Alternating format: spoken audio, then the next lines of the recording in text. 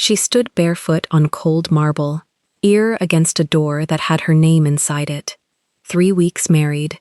Isabella Anderson, 23, a black woman raised in a small church house, now the wife of the coldest man in Seoul. Every morning, she wakes alone in a mountain mansion, the size of a small town. Fresh white peonies on the nightstand, signed only with a K. Her husband is Seo Kang-woo, 33, 6'1". They call him the Snow Wolf. A blue Korean dragon runs up the right side of his neck, from collarbone to jaw, and it moves when he swallows. He wears matte black suits, a matte black wedding band, and a silence so heavy it fills entire rooms. He never says he loves her, not once. But every day, impossible bouquets arrive. His car reroutes home 2 hours early. The driver detours past a French bakery she mentioned only once. Extra guards appear at her door without warning. She is being loved in a language nobody taught her to read. Then she finds the locked door. West Wing. Halmione whispers, "It is not ready yet, madam." At dinner, Kang-woo does not lift his eyes. Some rooms are not for now. That night, she packs a small bag. She walks down the marble hall in an ivory robe to give him one last chance, and she freezes on the wrong side of the study door when she hears her own name inside. But what she heard next. Before starting the story, comment down below where you are watching from and what time it is there. If stories of karma, love, and hidden truths move you, leave a like, be sure to subscribe to the channel, and click join to become a member and help our channel. Isabella reached for the pillow beside her before she opened her eyes, and the pillow was cold. 3 weeks married, and she had learned the temperature of that side of the bed better than her own name. She let her hand rest there for a moment, palm flat against the linen, as if warmth might arrive if she waited long enough. It did not. She sat up. The room was too big to be a bedroom. It was a wing. The far wall was glass from floor to ceiling, and beyond the glass, the mountain was doing what mountains did at dawn, turning from black to pewter to a soft, uncertain gold. Fog moved through the pines like something breathing. She watched it for the length of one long breath. Then she looked at the nightstand.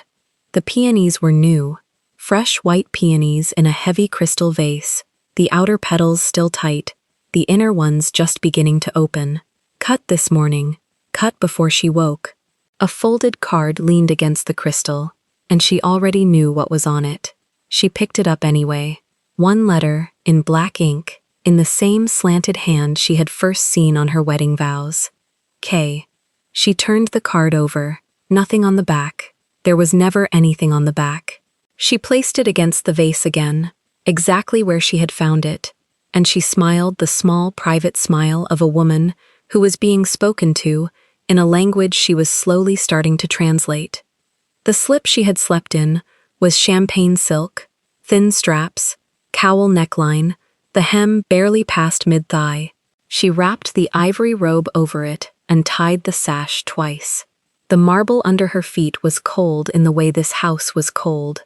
Expensive, deliberate, unhurried. She walked out of the bedroom and into a hallway wide enough for a car. Halmione was waiting at the end of the hall with a tray. "Good morning, madam." "Good morning, Halmione." Isabella took the small porcelain cup from the tray before the tray could be lifted. Fresh ginger tea, 1 slice of lemon, no sugar. She had asked for that combination once, on the second day, half asleep, half by accident. It had not stopped arriving since. "He left before 4, Halmione said, without being asked. "I know. He said the terrace this morning." Isabella smiled again, smaller this time. He said the terrace this morning meant Kang-woo would be there for breakfast. It also meant he had planned it before dawn, when she was still asleep, when she could not see him plan it. He preferred it that way. All of his tenderness arrived in the shape of a fact she found later. She walked past the West Wing on her way to the stairs, because the West Wing was on the way to the stairs, and the West Wing was where the door was. She had noticed it in the first week. A tall door, black lacquer, brass handle, no keyhole she could see from the outside, only the faint circle of a lock recessed above the handle. It was closed. It was always closed. She had not, until this morning, thought very hard about it. She thought about it now. She stopped in front of it. She placed her palm flat against the wood, the same way she had placed her palm on the empty pillow. The wood was warm. Madam, Halmione was suddenly beside her, tray still balanced, voice very low. It is not ready yet. Isabella did not lift her hand. Not ready for what? Just not ready, madam. Halmione's eyes did not move to the door. Halmione's eyes stayed on Isabella's face, and Isabella understood, in the way you understand a room by the way the servants stand in it, that this was a door she was not supposed to have noticed. She lifted her hand from the wood. She smoothed the sash of her robe. She smiled the smile she had been taught, at 23, to give to older women who were trying to protect her from something. Of course, she said. The terrace, then. She did not turn her head back to the door as she walked away. She did not need to. She could feel it behind her the whole length of the corridor, warm and closed, breathing. The terrace was on the east side of the house, cantilevered over a drop that was polite enough to be called a garden, and honest enough to be called a cliff. Kang Wu was already seated. He was reading something on a folded sheet of paper. Not a phone, never a phone at the table. A single sheet, held in the fingers of his right hand, his left hand around a cup of black coffee, no saucer. He was in the charcoal suit today, black shirt. Top button open. From where she stopped in the doorway, she could see the tail of the dragon come up out of his collar and rest under his jaw.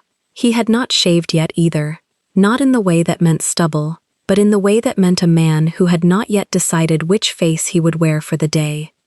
She took a step onto the terrace, and he set the sheet of paper down. He did not turn his head. "You are up early," he said. "You are up earlier." "I did not sleep." She sat across from him. The chair was already warm. Someone had been sitting in it, Halmione probably, waiting to see if she would come.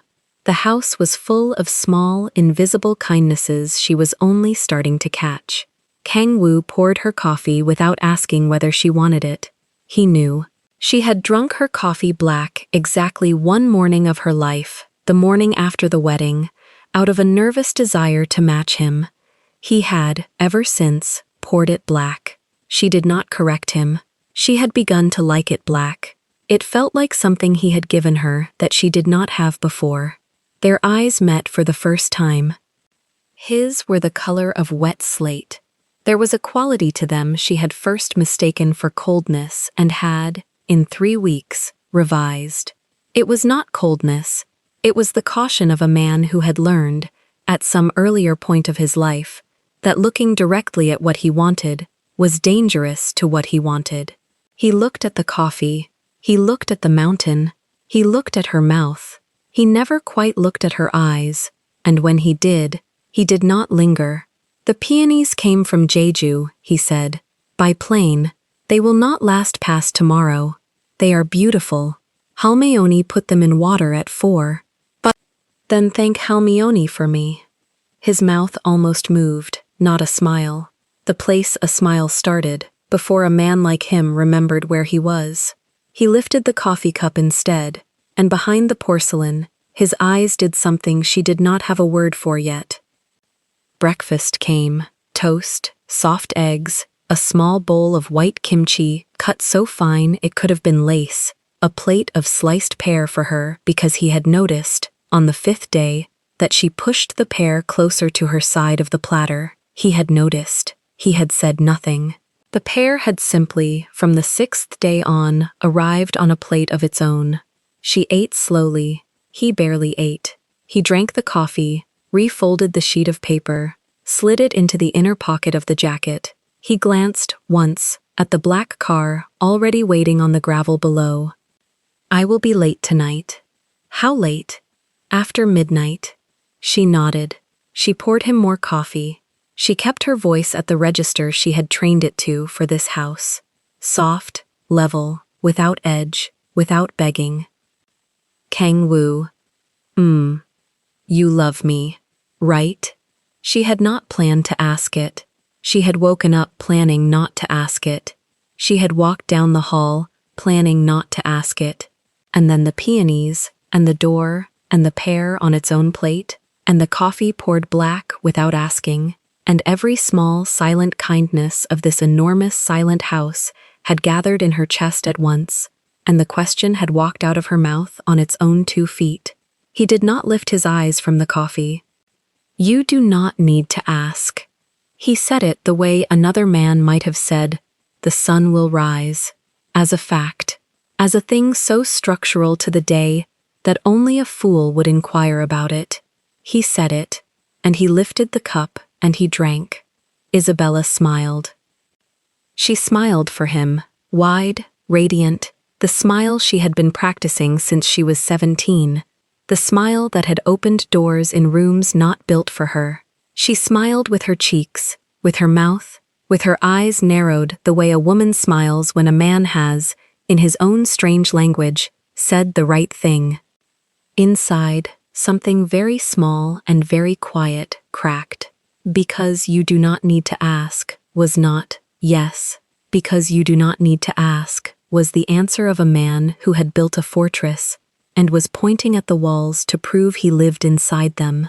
Because she had asked, out loud, for the first time in 23 years, whether she was loved, and the man across from her had not looked up from his cup. She kept smiling. She reached for the pear. She placed a slice on the flat of her tongue and let it dissolve. He stood. He buttoned the jacket. He came around the table. He stopped behind her chair, and she felt his hand rest, for a bare second, on the crown of her head, on the curly dark brown hair he had once, on their third night, called the only warm thing he had ever slept beside. Then he was gone. She sat on the terrace for another 10 minutes after the black car had descended the mountain. She watched the fog burn off the pines. She finished the coffee. She placed both hands flat on the table, palms down, fingers spread, and she looked at the diamond on her left hand until the light coming off it hurt. Then she stood and she went back inside.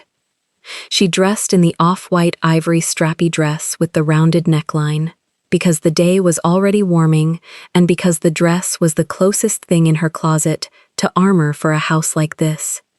Something soft that could not be mistaken for softness.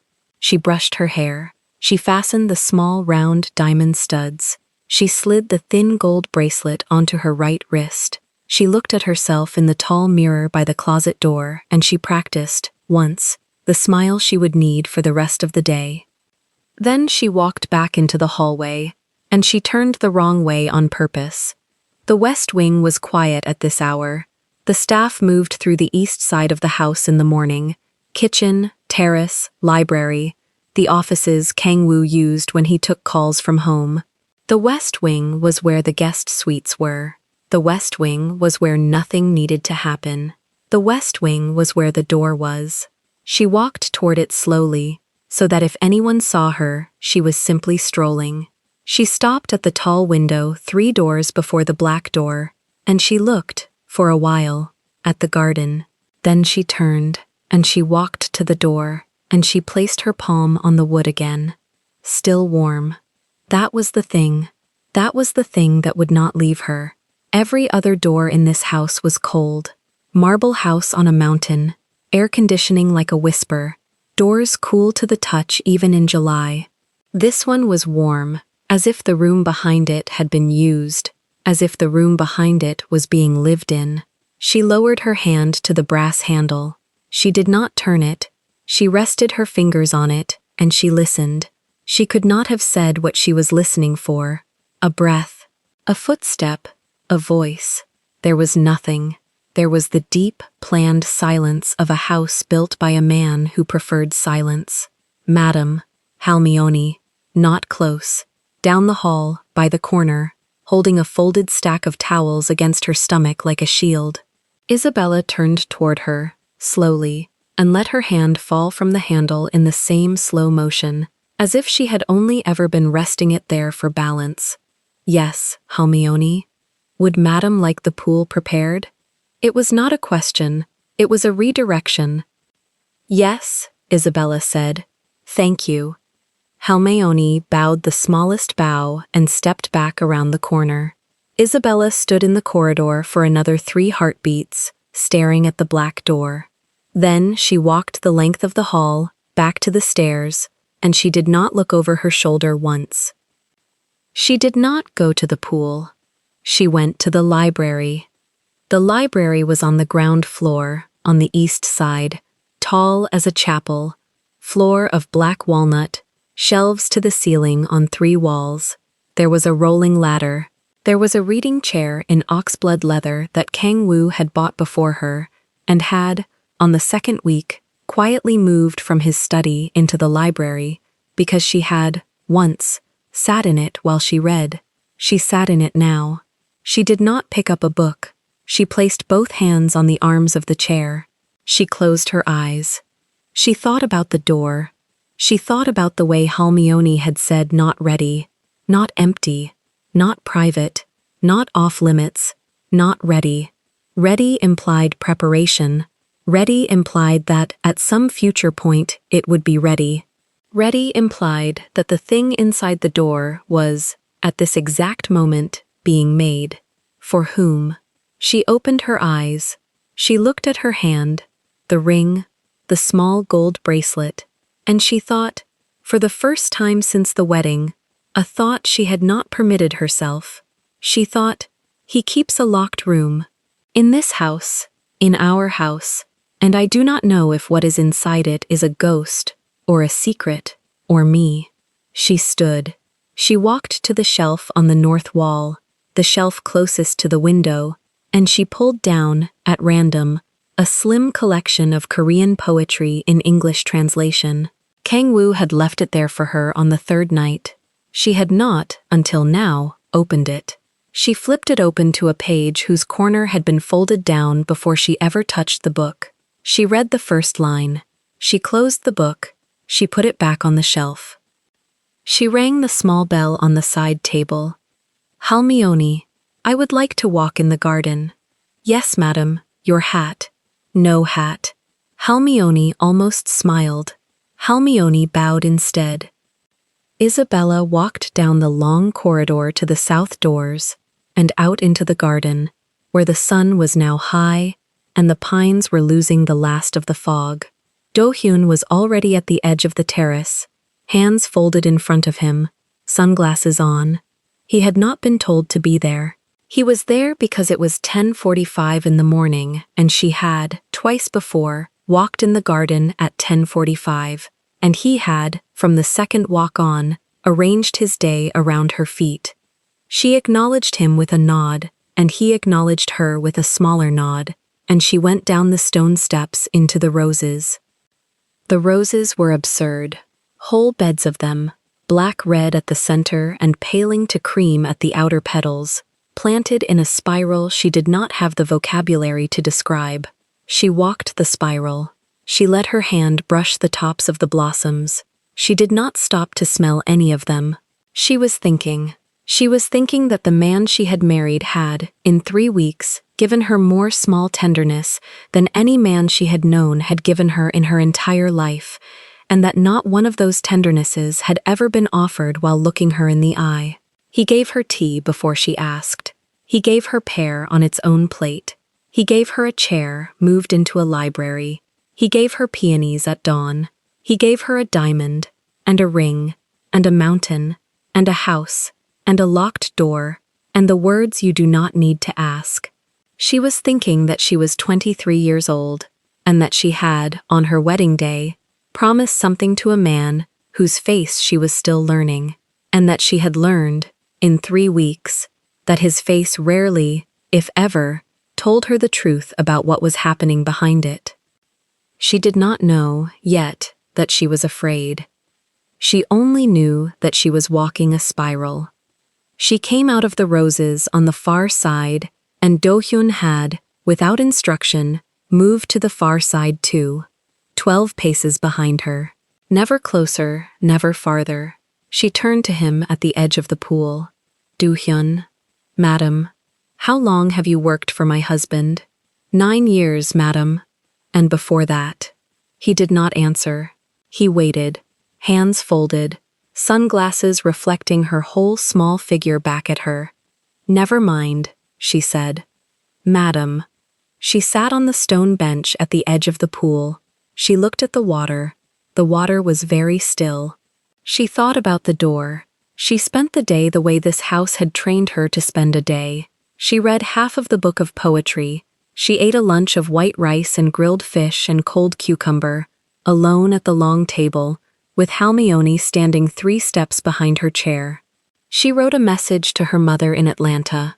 I am well, the mountain is beautiful, he is kind in his own way, and she sent it, and she put the phone face down. She napped, briefly, in the reading chair. She woke and did not remember, for 1 clean second, where she was, and then she remembered, and she remembered the door. At 6, she changed into the champagne slip again, because she knew he would be back after midnight, and because she wanted to be already in it when he came in. She wrapped the ivory robe over the slip. She walked out onto the small private balcony off their bedroom, and she looked, for a long time, at the west wing from the outside. The west wing had no windows on the 2nd floor. She had not noticed this before. The east wing had windows. The south wing had windows. The main body of the house was made of windows. The west wing was blank stone from the 2nd floor line to the roof. A whole flank of the house, sealed. She had lived here for 3 weeks and she had not, until this moment, looked at her own house from the outside. She stepped back into the bedroom. She waited. She waited past 9, past 10, past 11.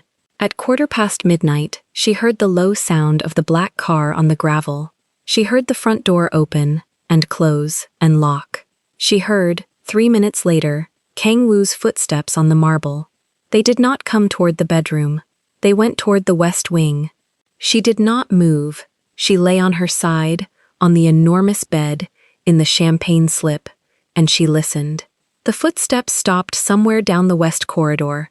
She heard the soft mechanical click of a lock being turned, and then a door opening, and then a door closing, and then nothing at all. 12 minutes. She counted them by the small brass clock on the far wall.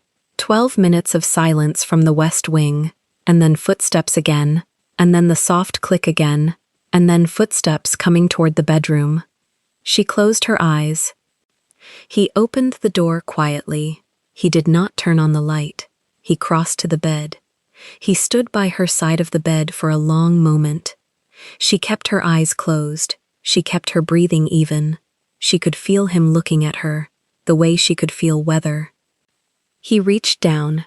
He brushed the curl at her temple with the back of one finger. He did it once, then he stepped back, and he went into the dressing room, and she heard the water start in the shower down the hall. She opened her eyes. She sat up. She looked at the peonies on the nightstand. In the 12 hours since she had last looked at them, the outer petals had opened all the way, and the inner ones had begun to spread. By morning, they would be at their peak. By tomorrow night, they would be dying. He had bought her a flower whose lifespan was measured in the exact number of hours he would be away from her. She reached over. She picked up the card. She turned it in her fingers. K. She did not put it back this time. She held it in her closed fist, against her chest, against the silk of the slip, over her own heart, and she stared at the far wall until her eyes stopped seeing it. At dinner the next evening, he came home before dark for the first time since the wedding. He did not explain why. He sat at the head of the long table. She sat at his right hand. Halmione served the soup and the fish and the small dish of pear on its own plate, and Kang-woo watched his wife eat. She waited until the plates had been cleared. She waited until Halmione had bowed out of the room. She waited until it was only the two of them, and one candle, and a very old bottle of wine he had opened for a reason he had not shared. Kang Wu. There is a door in the west wing. He did not move. He did not lift his eyes. He turned the stem of the wine glass a single quarter turn, and then he set it down, and then he looked at her, for one full second, and then he looked at the candle. Yes, he said. It is locked. Yes. She waited. Some rooms, he said, are not for now. He said it flat. He said it the way he had said you do not need to ask, as a fact, as a wall, as a thing so structural to the house that only a fool would inquire about it further. He reached across the table. He covered her hand with his. His hand was warm. His hand always was. He held her hand there, palm on the back of hers, wedding band against wedding band, and he said, without looking at her, "Trust me." Then he stood. He kissed the crown of her head as he passed. He walked out of the dining room and toward the study, and she heard, 30 seconds later, the door of the study close. Isabella did not move. She sat at the long table with the candle burning down between her hands, and she understood, with a clarity that arrived without warning, that she had married a man who kept a locked room in her own house, that the room was warm, that the room had no windows, that the man she had married had gone into that room last night, in the dark, for 12 minutes, before he had come to her bed, that he had asked her to trust him, that he had not, when he asked, been able to look her in the eye. She stood. She blew out the candle. She walked, in the dark, out of the dining room and down the long corridor. She did not go up to the bedroom. She went, instead, to the foot of the west wing stairs, and she stopped there, and she looked up into the dark, toward the door she could not see from this angle, but knew was there. She did not climb the stairs. She stood at the bottom, one hand on the marble banister, and she said, very quietly, to no one at all, "I do not know if what is behind that door is a ghost, or a secret, or me." Then she turned, and she walked up the other stairs, to the bedroom, where the peonies were beginning to die. The peonies on the nightstand were dead by morning, and there were fresh ones in their place before Isabella opened her eyes. She noticed them first with her hand. Her fingers brushed the vase, reaching for water, and the paper of the wrapping was still crisp. She sat up. The old peonies were gone. Not moved. Gone. The room smelled like the new ones, sharp and sweet, and there was a folded card leaning against the porcelain. One letter, K.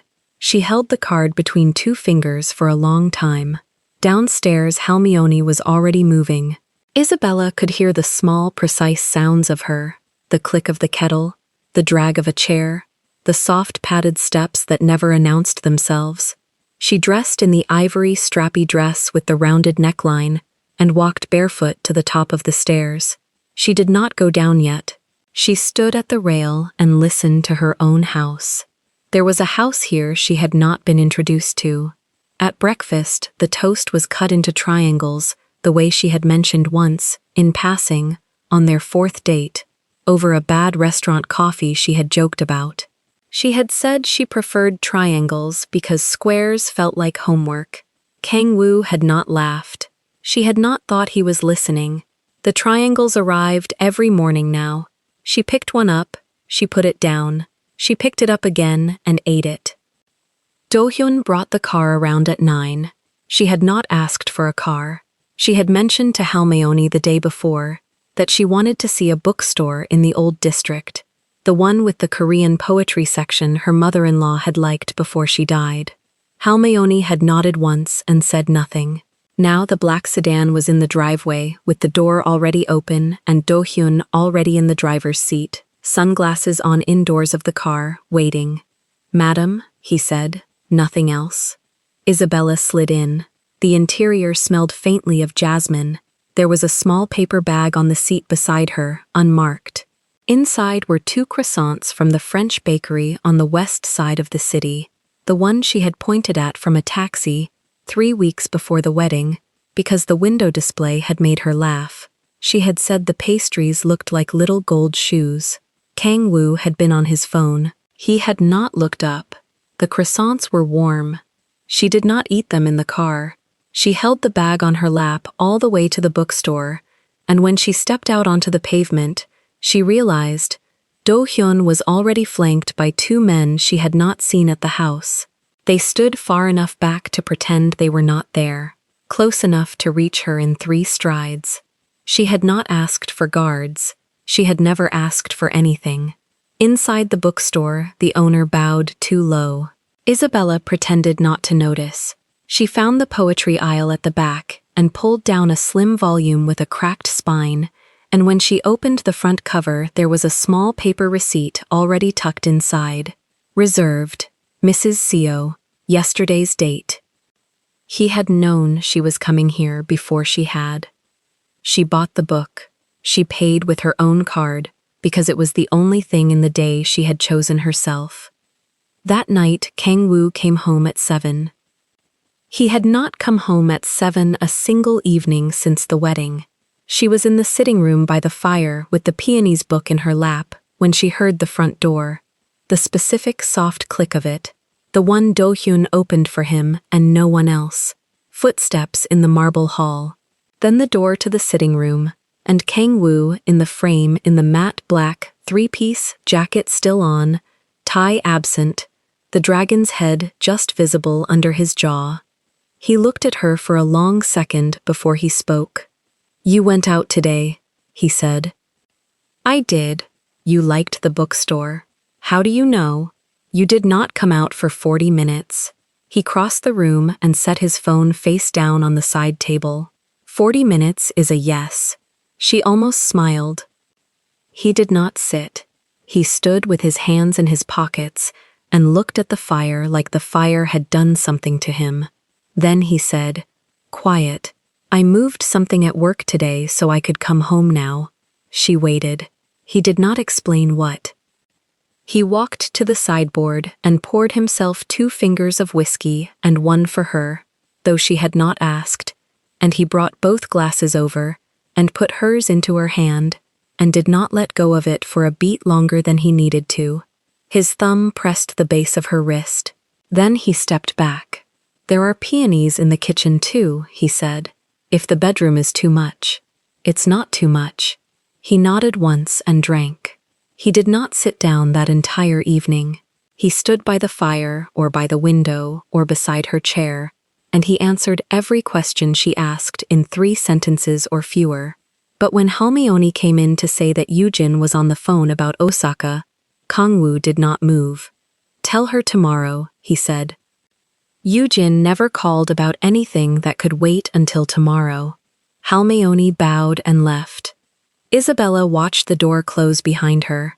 She had married a man who did not cancel calls. She had married a man who took calls from Yoojin at 3 in the morning and left the bed to take them, and came back in the dark and did not explain. Tonight he had said tomorrow. Tonight he had said tomorrow, like the word had always belonged to him. She looked down at her glass. Something inside her was learning a new alphabet. The next morning the peonies were fresh again, and there was a small envelope beside them with a receipt for the poetry book taped inside. He had paid the shop back. He had refunded her the 8,000 won without saying a word about it. It was not a rebuke. It was a hand slipped under a door. She laughed, out loud, into an empty bedroom. Then she put the receipt in the drawer with the other things she had begun to keep. The card that said K, the paper bag from the bakery folded flat, the crimped foil from the croissant. A private drawer she had not planned to have. She was building an archive of a man who did not know he was being read.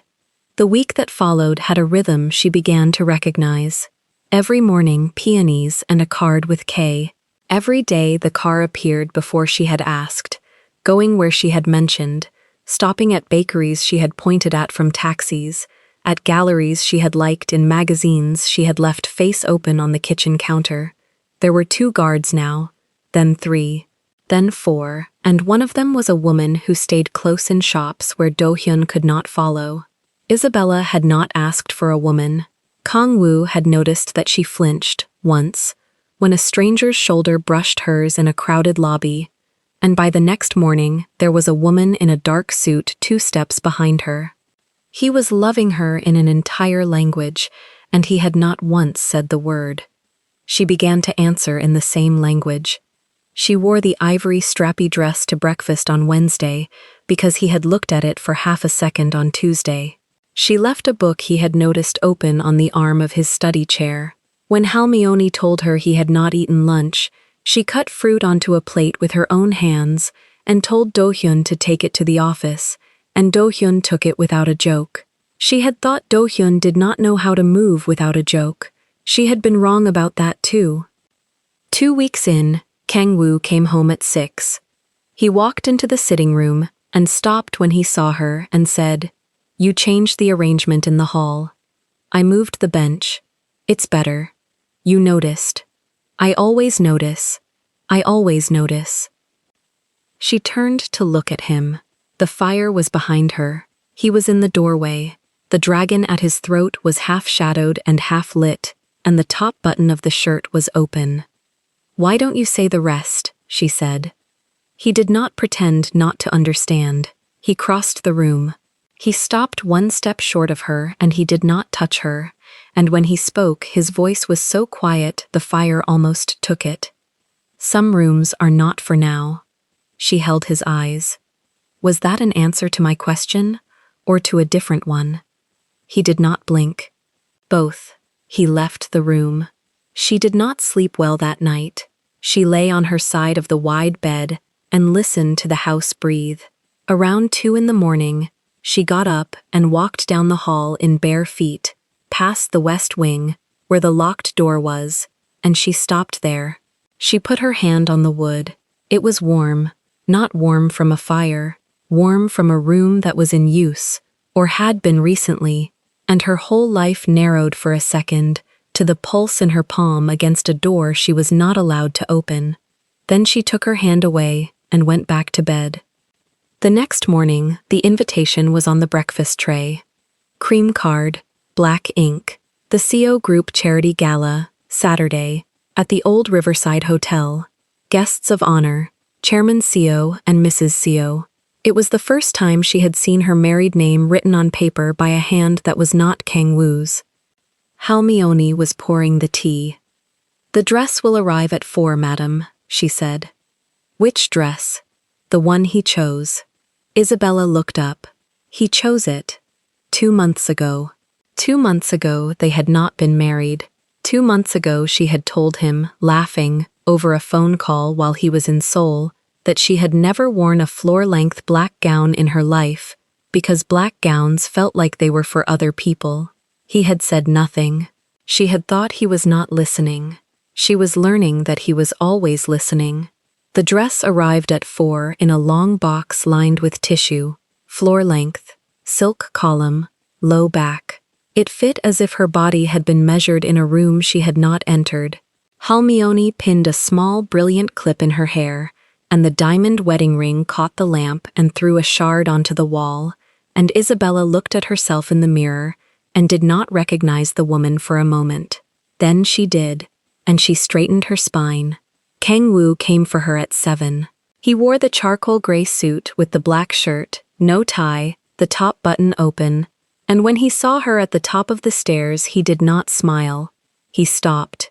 He put a hand on the banister, and he looked at her for a long second, and then he came up 2 steps and offered his arm. "Yours," he said. That was all. She took it.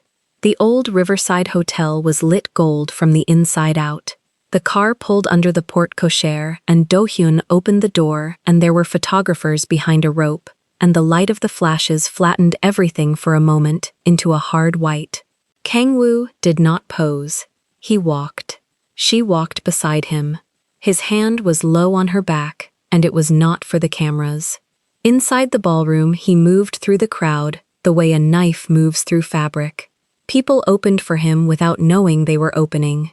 He introduced her twice at the door, once to an elderly man with silver hair who bowed to her as if she were the older person in the room, and once to the mayor, who did not bow, but who did lower his voice.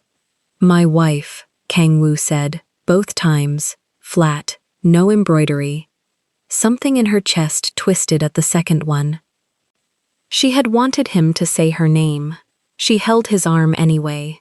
She smiled the wide, radiant smile that Halmione had once told her was her weapon, and she let it do its work. And she felt Kang Wu's grip on her waist shift by a fraction when a man across the room stared too long.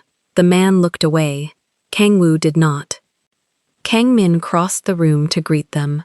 He kissed her cheek in the Western way and squeezed her shoulder like an older brother would, and he said, "Sister," and the word had a warmth in it that Kang Wu's flat, "my wife," had lacked, and Isabella did not know until that moment how badly she had needed to hear a warm word for herself out loud in this room.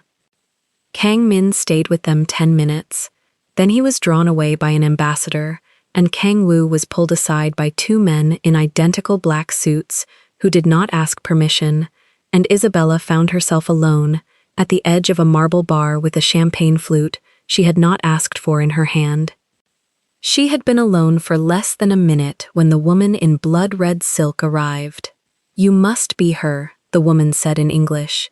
Isabella turned. She was slim, sharp. The blood-red gown was cut down the back to the base of the spine. A diamond choker sat high at her throat like a warning. Her hair was jet black, blunt at the collarbone, parted in the middle. Under her left eye there was a small, dark mole, and her lips were the same deep burgundy as the wine in her glass. "I'm Isabella. I know who you are." The woman did not offer her name. She raised her glass in a small mock toast. "How are you finding the family?" "Kind." The woman's lips moved in something that was not a smile. "That will change." Isabella did not answer.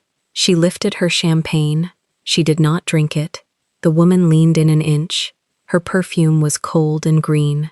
"You are the 3rd in 5 years, she said, very quietly. "He picks women who photograph well. The CO wives are seasonal." Isabella did not move. She had been raised in a house where insults arrived at the dinner table dressed as compliments. She had been raised by a father who taught her that dignity is what you do with your face when someone has decided to test it. She held the woman's gaze. She let the corner of her own mouth lift. "I imagine the seasons here are long," she said. The woman's eyes flickered. "The season you're in now," she said, "ends the moment he stops looking at you the way he did tonight." He was already not looking. Did you notice? Isabella did not blink. "I noticed you noticing," she said. For a fraction of a second, the woman's composure cracked. Then it sealed. She lifted her glass to her burgundy mouth and drank, and she turned, and she walked away without saying goodbye, and Isabella watched the red gown cut across the ballroom and understood 2 things at once. The woman had been someone, and the woman had lost.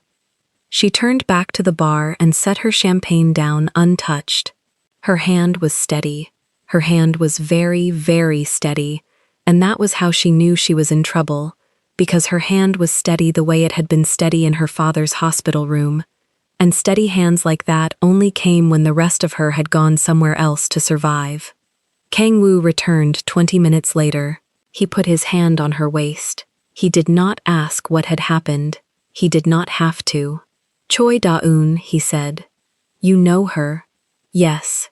He did not say more. They stayed another hour, because leaving early would have been the answer to a question no one had asked out loud. Isabella smiled. Isabella shook hands. Isabella let herself be photographed on the arm of her husband, and she looked, in every frame, like a woman who was where she belonged. Kang Wu stood beside her and answered nothing. In the car home, he did not touch her. He sat on his side of the leather bench and he looked out the window at the city sliding past, and the dragon at his throat rose and fell with his breathing. And Isabella looked at her ring and turned it once on her finger and thought about the word seasonal. She said, "Was she your wife?" "No." "Was she going to be?" Silence. longer than the answer needed. For a time, he said, before me, before I understood what I wanted. She waited for the sentence that followed. It did not follow.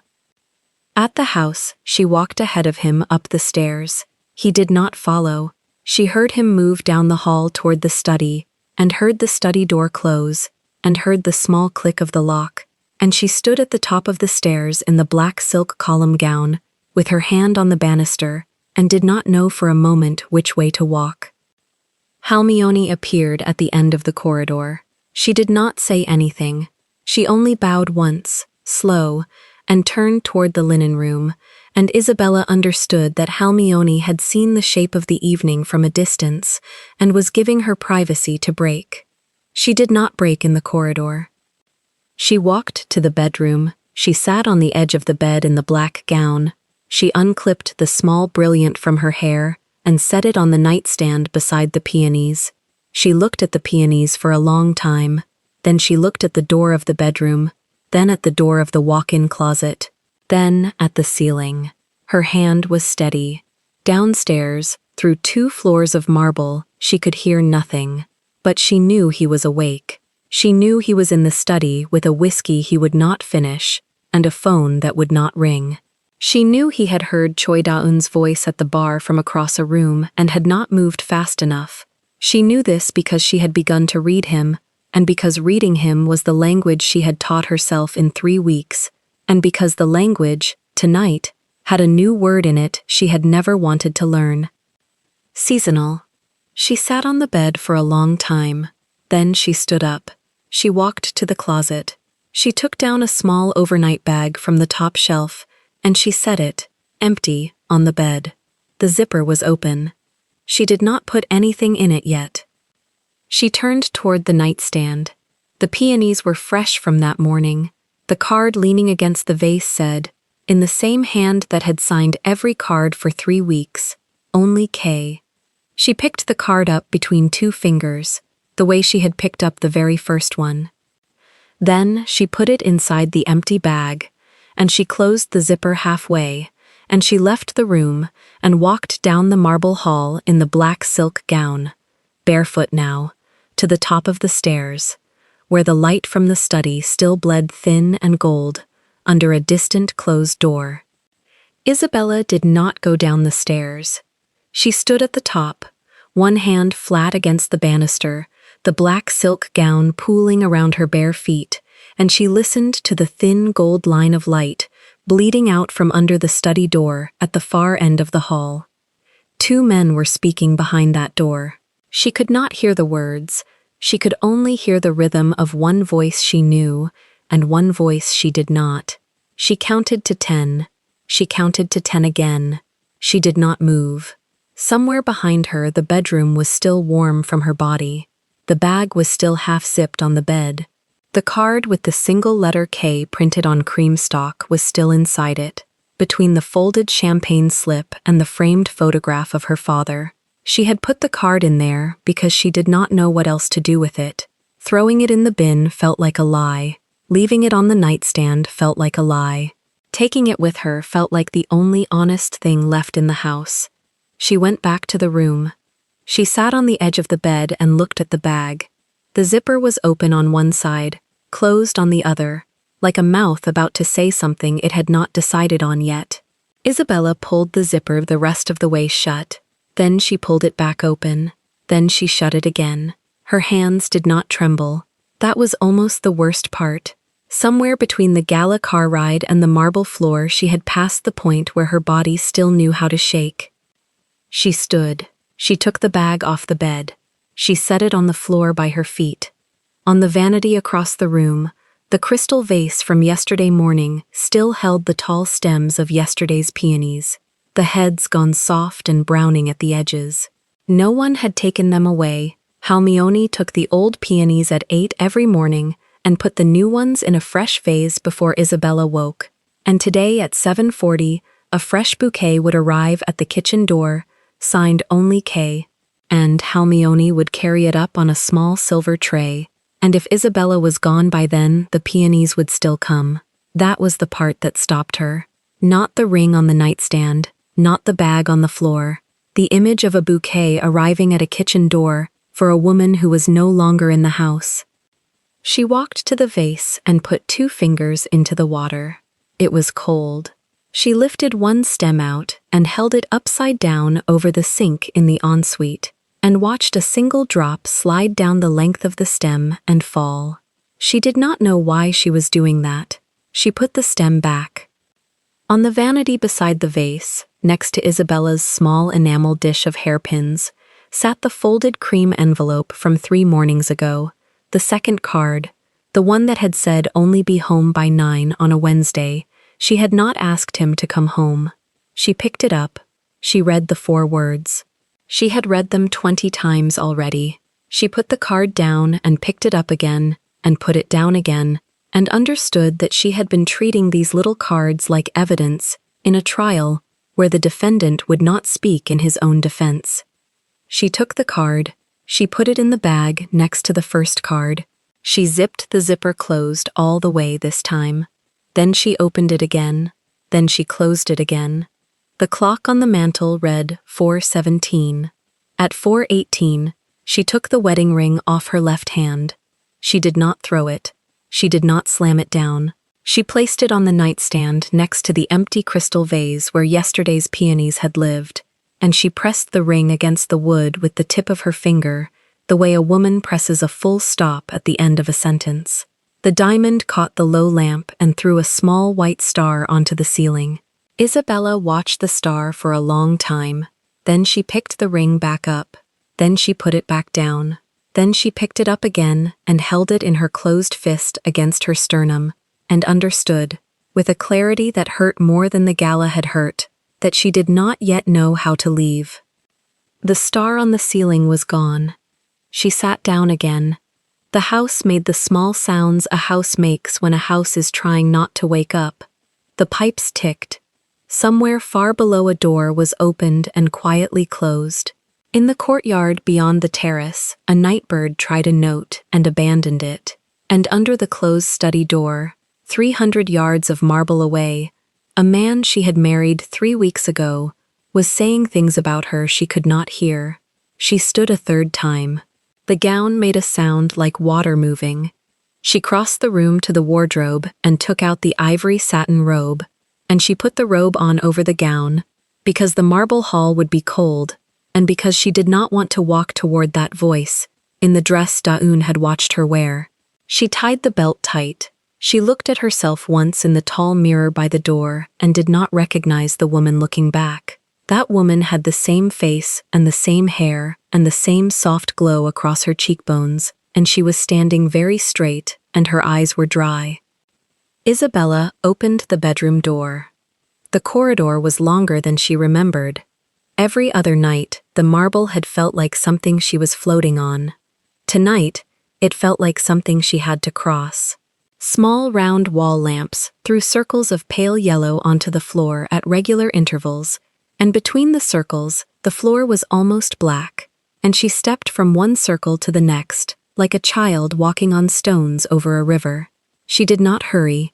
Hurrying would have made noise. She was not going toward the study yet. She was going toward Halmione's small office off the West Landing, because there was one thing she needed to do before she made any decision that could not be undone. She passed Eugene on the West Landing. The assistant was in the small side room where the desk telephones were kept, standing at the console in the fitted charcoal skirt and cream silk blouse, tablet folio open in one hand, thin gold watch showing 4:21 on her narrow wrist. Eugene worked at any hour a SEO required her to work. She did not look tired. She did not look surprised to see Isabella in a robe and bare feet in the corridor at 4 in the morning. She simply lowered the tablet an exact inch and inclined her head. "Madam, Eugene, may I bring you anything?" "No." "Water?" "No."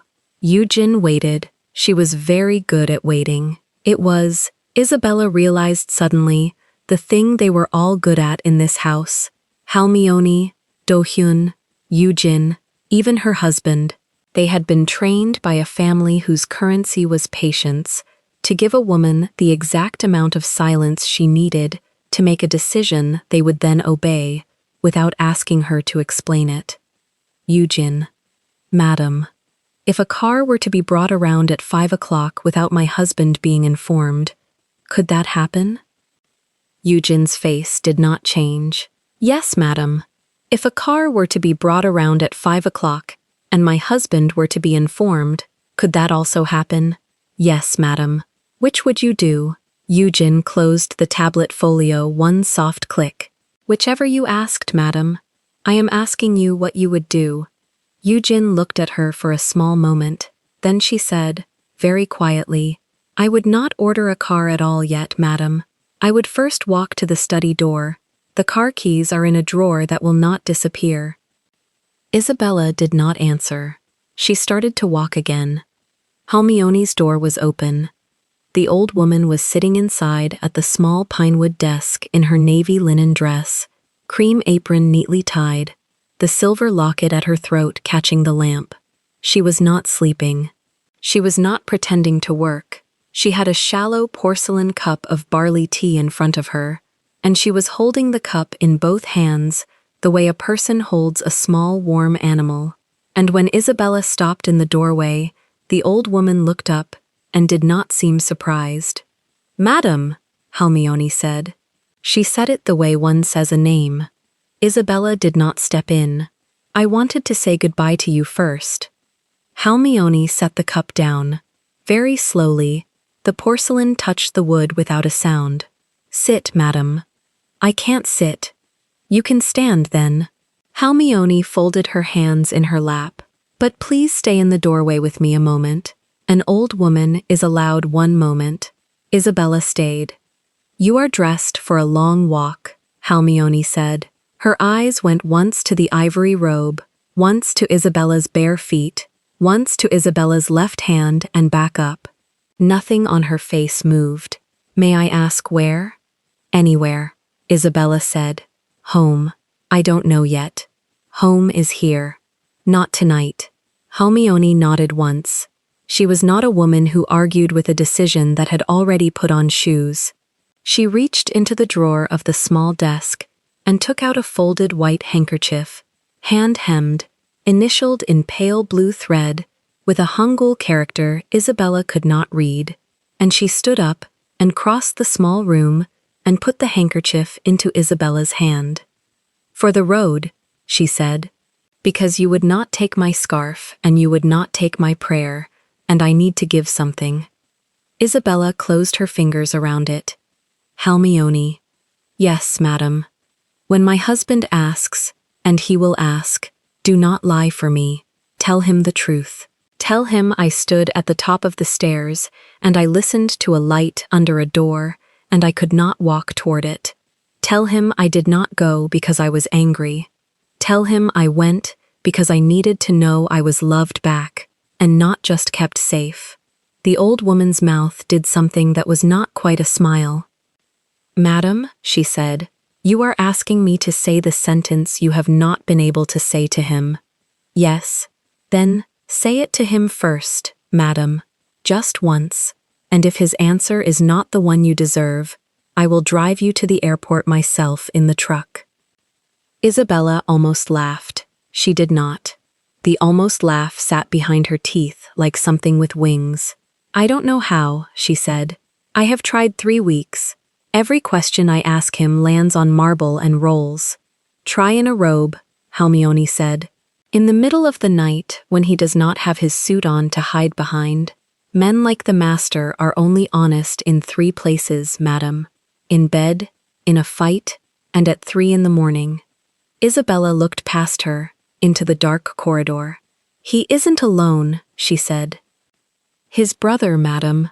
Yes, his brother is the only man in the world he is honest in front of. Isabella's hand tightened on the handkerchief. Then I need to hear him, she said. Just once, before I decide. Hermione's face went very still. Madam, she said, if you stand outside that door and listen, you will hear a man you do not yet know. You may not be ready for him. I am not ready for any of this. That is honest. Is it a mistake? Halmione looked at her a long moment.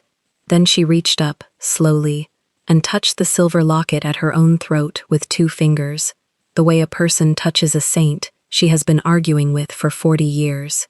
It is not a mistake, madam, she said. It is a door. All doors are mistakes for the woman who is not ready to walk through them, and all doors are the beginning for the woman who is. She stepped back into the small office.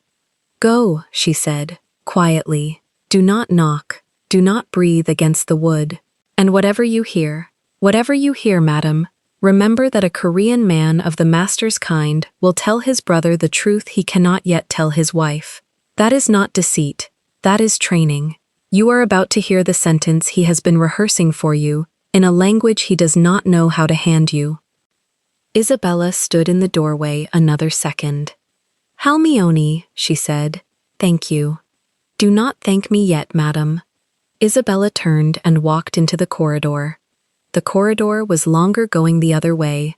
She kept the robe closed with one hand at her collarbone, and the handkerchief closed with the other in the pocket, and she stepped from lamp circle to lamp circle, and she did not look at the black paintings on the walls, and she did not look at the tall lacquered vases in the alcoves, and she did not look at anything except the thin gold seam of light growing under the study door at the end of the hall. Halfway down, she stopped. Do-hyun was there.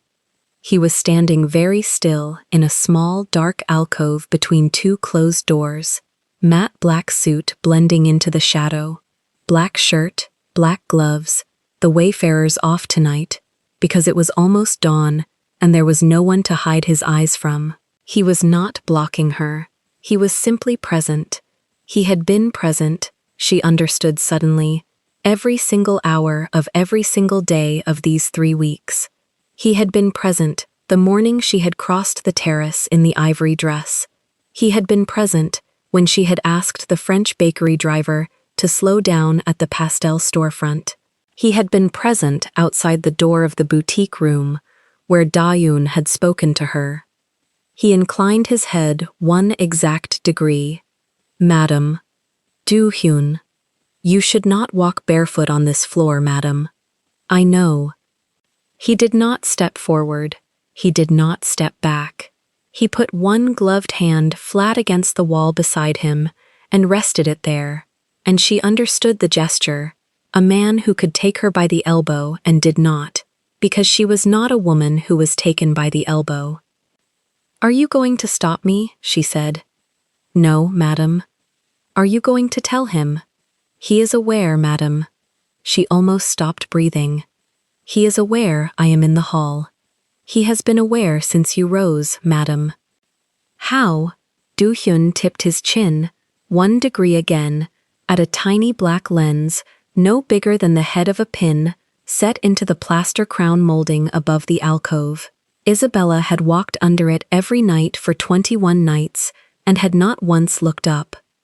He asked for the cameras on the master corridor the day before the wedding, madam.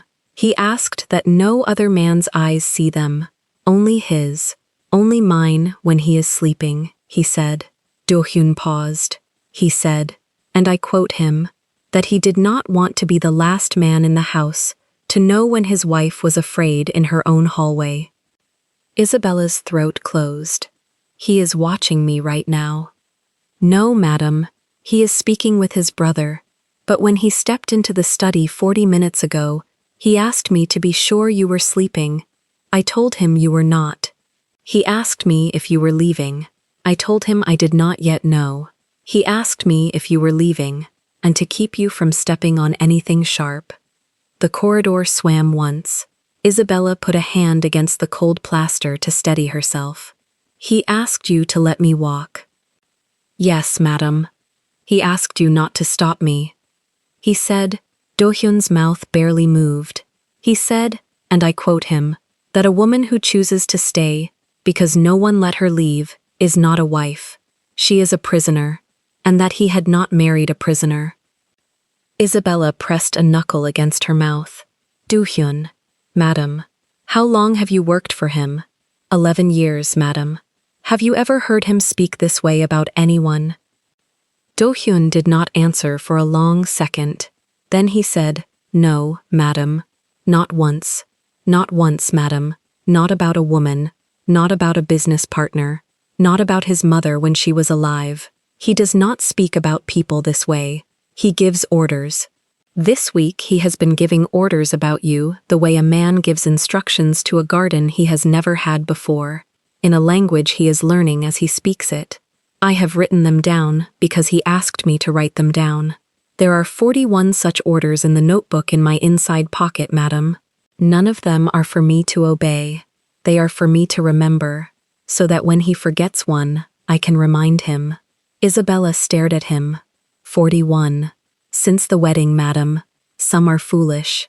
He asked that the bakery on Rue 60th send a small box of the almond pastry you mentioned to any address you spend more than 1 hour at, twice a week, forever. He asked that the guard rotation never place a man taller than 6 feet at the door of any room where you might see your own reflection, because he does not want any silhouette in this house to make you feel small.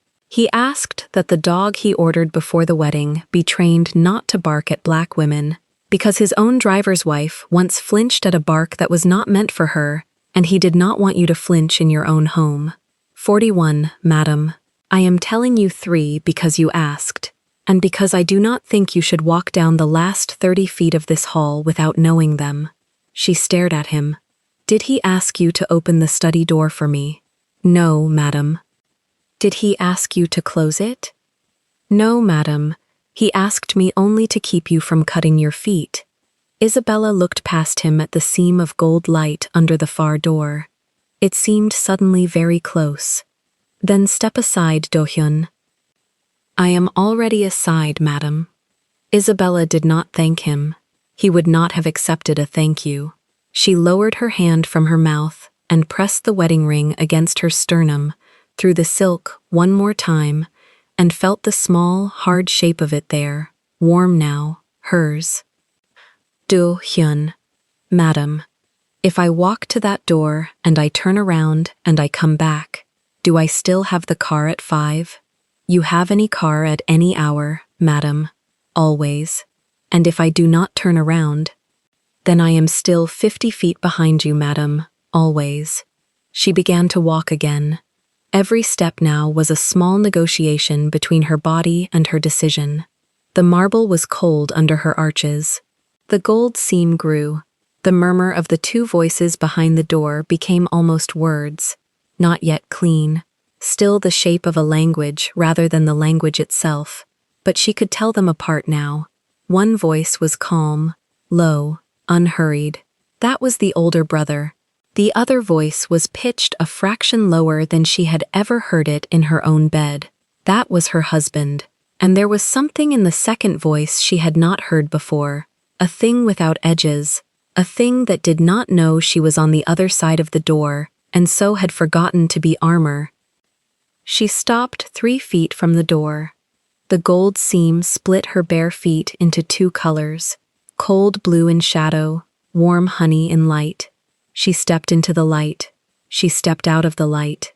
She stepped back into it. Behind her, at the far end of the hall, she could feel Halmione's small silhouette in the office doorway, and Do-hyun's stiller silhouette in the alcove. Both of them turned toward her the way 2 candles are turned toward the same window. She lifted her hand. She was going to knock. She did not knock. Her hand hovered a knuckle's width from the dark wood, and inside the study her husband said her name, not the way he had said it at the gala, not the way he had said it across the terrace when he had said, "You don't need to ask." He said her name the way a man says a word he has been carrying in his mouth for a long time without permission to spit it out. Isabella. Just that. The word landed against the study door like a small palm. Isabella's raised hand did not move. Her fingers did not close into a fist. The knock she had been ready to give was still hanging in the air between her body and the wood, and she understood, with a stillness that felt like a stone laid neatly on top of another stone, that she was not going to knock. Not yet. Not because she was afraid. Because behind that door, a man who had never let anyone hear him was about to let his brother hear him, and if she knocked, he would put his face back on before he opened the door, and she would go the rest of her life without knowing what he sounded like when he did not know she was listening. She lowered her hand. She placed both palms flat against the cold wall next to the door, one on either side, the way a woman braces against water she is about to walk into. She turned her head so her right ear was almost touching the wood without touching it. The handkerchief in her pocket was warm from her hand. The ring in her other hand was warm from her sternum. Her feet were bare on the marble, and she did not feel the cold anymore. Inside the study, a chair moved. Inside the study, her husband said one more sentence she almost caught and almost did not, and it was the sentence with her name in it a second time, and it was quieter than the first, and it was pitched to a man he trusted with something he did not yet trust himself to say to her face. Isabella closed her eyes. She did not move. She was standing on the wrong side of the study door, on the coldest floor in the house, in a black silk gown under an ivory robe, with the wedding ring pressed against her breastbone, and an old woman's handkerchief in her fist, and a driver who had been asked to let her walk, waiting 50 feet behind her in the dark. There was a packed bag on the bed she had not touched in 20 minutes. There was a car she had not yet asked anyone to bring. There was a sentence forming inside the study that was going to change the shape of the next 50 years of her life, and she did not yet know whether it was going to open a door or close one. For the first time since the peonies had started arriving, Isabella did not smile for anyone. She just listened, and on the other side of the dark wood, in a low voice she had never once heard him use, the coldest man in the city drew a slow breath and began to speak her name a third time. The Seo Group charity gala had been photographed for a week before it happened. Isabella learned that from Han Yu-jin, who arrived at 4 in the afternoon with a slim black folio and a schedule printed on cream card. 3 cars, 2 entrances, 6 approved photographers on the red carpet, 1 unapproved photographer already blacklisted by name. Kang Woo would meet her at the top of the marble staircase, not at the door. Yu-jin explained the geography of the room like a general explaining a battlefield. Isabella listened. She did not interrupt. The black silk column gown was laid out on the bed when Halmeoni brought the shoebox up herself. Low back, long sleeves, nothing to prove. Halmeoni held the gown at the shoulders, while Isabella stepped into it, and when the zipper closed at the small of the back, the older woman pressed her palm briefly to Isabella's spine. "Straight," Halmeoni said, in Korean. Isabella did not need the translation. She fixed the diamond studs at her ears. She slid the thin gold bracelet onto her right wrist. She left the wedding ring where it always lived, on the finger it had been placed on 3 weeks ago in a private ceremony without witnesses. Her hair was pulled back tight at the crown and left long down her back in soft, honey-lit waves. Halmeoni brought the lipstick, a nude so close to her own mouth it might have been nothing. Downstairs, Do-hyun waited by the car in his matte black suit and opaque glasses. He opened the door without a word. Isabella slid in and Do-hyun closed the door with the softness reserved for objects that could break. The car crossed the city in a silence she almost enjoyed. Halfway across the bridge, Do-hyun's phone vibrated once against the console. He looked at it. He did not answer. 2 minutes later, it vibrated again, and this time, he lifted it to his ear and listened. He said one word in Korean, "assent," and set the phone back down. "Ma'am." "Yes." "The route is changed. There are 2 photographers waiting at the front. We will use the side entrance." Isabella looked at the back of his opaque glasses in the rearview mirror. "Whose call?" "The boss." "When?" "Now." She nodded. She turned her face back to the window. She understood, in that small exchange, that her husband was watching the arrival of his wife from a room she could not see and rerouting the car to spare her a pair of lenses she would not have flinched under anyway. He did not know she would not have flinched. He was protecting her from a thing she did not need protection from, and the wrongness of that protection was somehow more moving than the rightness of it would have been. She did not tell Do-hyun to keep the original route. She let her husband spare her the photographers. Kang-woo was waiting inside, exactly where Yoo-jin said he would be. The matte black three-piece, the white silk shirt open at the throat, so that the head of the blue dragon rested where the collarbone met the neck. He watched her come up the staircase, and the entire staircase became a corridor with only 2 people in it. He did not smile. He never smiled in public, but he stepped forward a half step before she reached him, and that half step was seen by every camera in the room. "You are late," he said. "I am on time. You are 3 minutes late. Then you have been standing here for 3 minutes." Something moved in his eyes and did not reach his mouth. He offered her his arm. She took it. They turned toward the ballroom together, and every head turned with them. The room had been built to intimidate. High ceilings, chandeliers in 3 tiers, a string quartet on a raised platform, waiters in black gloves circulating with champagne on silver trays, old money and new money and the money that pretended to be nether. Isabella could feel the wattage of the attention. She did not flinch under it. She had grown up in a small house on a loud street and had learned early that rooms were not more real than the people standing in them. Kang-woo walked her the length of the gala without stopping. 20 steps. 30. He stopped at a small circle of men in suits who bowed briefly at his approach, and he introduced her flatly. "My wife." 2 words, no name, no qualifier, no smile. One of the men bowed to Isabella. The others adjusted their grip on their glasses. A small silence occurred that was not quite awkward and was not quite polite. Kang-woo moved them on. Isabella did not break stride. Her spine remembered Halmione's palm, straight. At the next circle, the same phrasing. "My wife." At the third, the same. The chairman of a shipping conglomerate offered her his hand, and Kang-woo watched the handshake the way a man watches a candle in a room full of gasoline. When the chairman released her, Kang-woo's fingers touched the small of her back for exactly 1 second and then dropped. She logged the second. By the 4th circle, she understood what he was doing, and by the 5th, she understood what she was doing. He was refusing to translate her for a room that wanted her translated. She was refusing to look translatable. They were, in their separate silences, holding the same rope. The problem was that the room could not read either of them. A photographer asked for a portrait at the base of the staircase. Kang-woo stood behind her, one hand at her waist.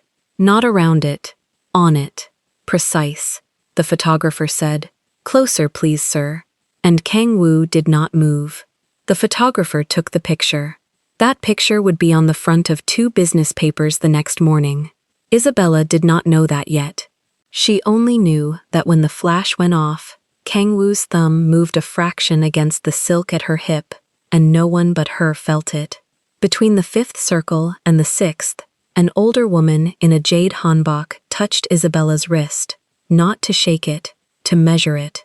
The older woman's fingers were dry and cool and knowing. She said something in Korean too fast for Isabella to catch, and then she looked up at Kang-woo and said, in English, "She is prettier in person than in the papers." Kang-woo did not answer. The older woman patted Isabella's wrist twice and moved on. Isabella filed the touch away. She would ask Yoo-jin who the woman was. Later. At the 6th circle, a man with a champagne flute leaned close enough for her to smell the whiskey under the champagne. He asked, in that deliberately careless voice men use when they want the room to hear them, whether Mrs. Seo had learned any Korean yet. Kang-woo answered before Isabella could open her mouth. "She has learned enough," he said. In Korean, "She has learned who to answer and who not to." The man laughed the way men laugh when they have been publicly corrected and cannot afford to notice. Kang Woo did not laugh. He guided her to the bar. "I need a moment," he said, low, "only for her. Yu Jin will bring you a glass. Go." He held her eyes another beat and left. Isabella turned toward the bar. Yu Jin was already there, folio under her arm, signaling the bartender with 2 fingers. A tall flute of something pale gold arrived. Isabella took it, sipped once for the room, and set it down again on the polished wood. She felt the woman before she saw her. A shift of air. A perfume that was too much of itself. Isabella turned her head only slightly, out of habit, and there she was. Blood-red silk, plunging neckline, diamond choker biting into the throat, long, straight black hair, parted down the center, and cut sharp at the collarbone, ice-pale skin, the mole under the left eye. Choi Da-eun did not walk into rooms. She entered them the way a knife enters a sheath. Precisely, and only after the sheath had been chosen. Da-eun set her clutch on the bar next to Isabella's glass. "Mrs. Seo," she said, in English, perfect English, slightly slower than necessary, so that the syllables of the surname could be tasted. "Ms. Choi." Da-eun tilted her head. "You know me. You dressed to be known." The smile that answered was small and satisfied. Da-eun ordered a martini in Korean without turning her head. The bartender did not ask what kind. He knew. "You photograph well," Da-eun said. "Thank you." "That is not a compliment." Isabella lifted her glass and did not sip. She held it at the height of her collarbone, a small barrier between her and the woman in red.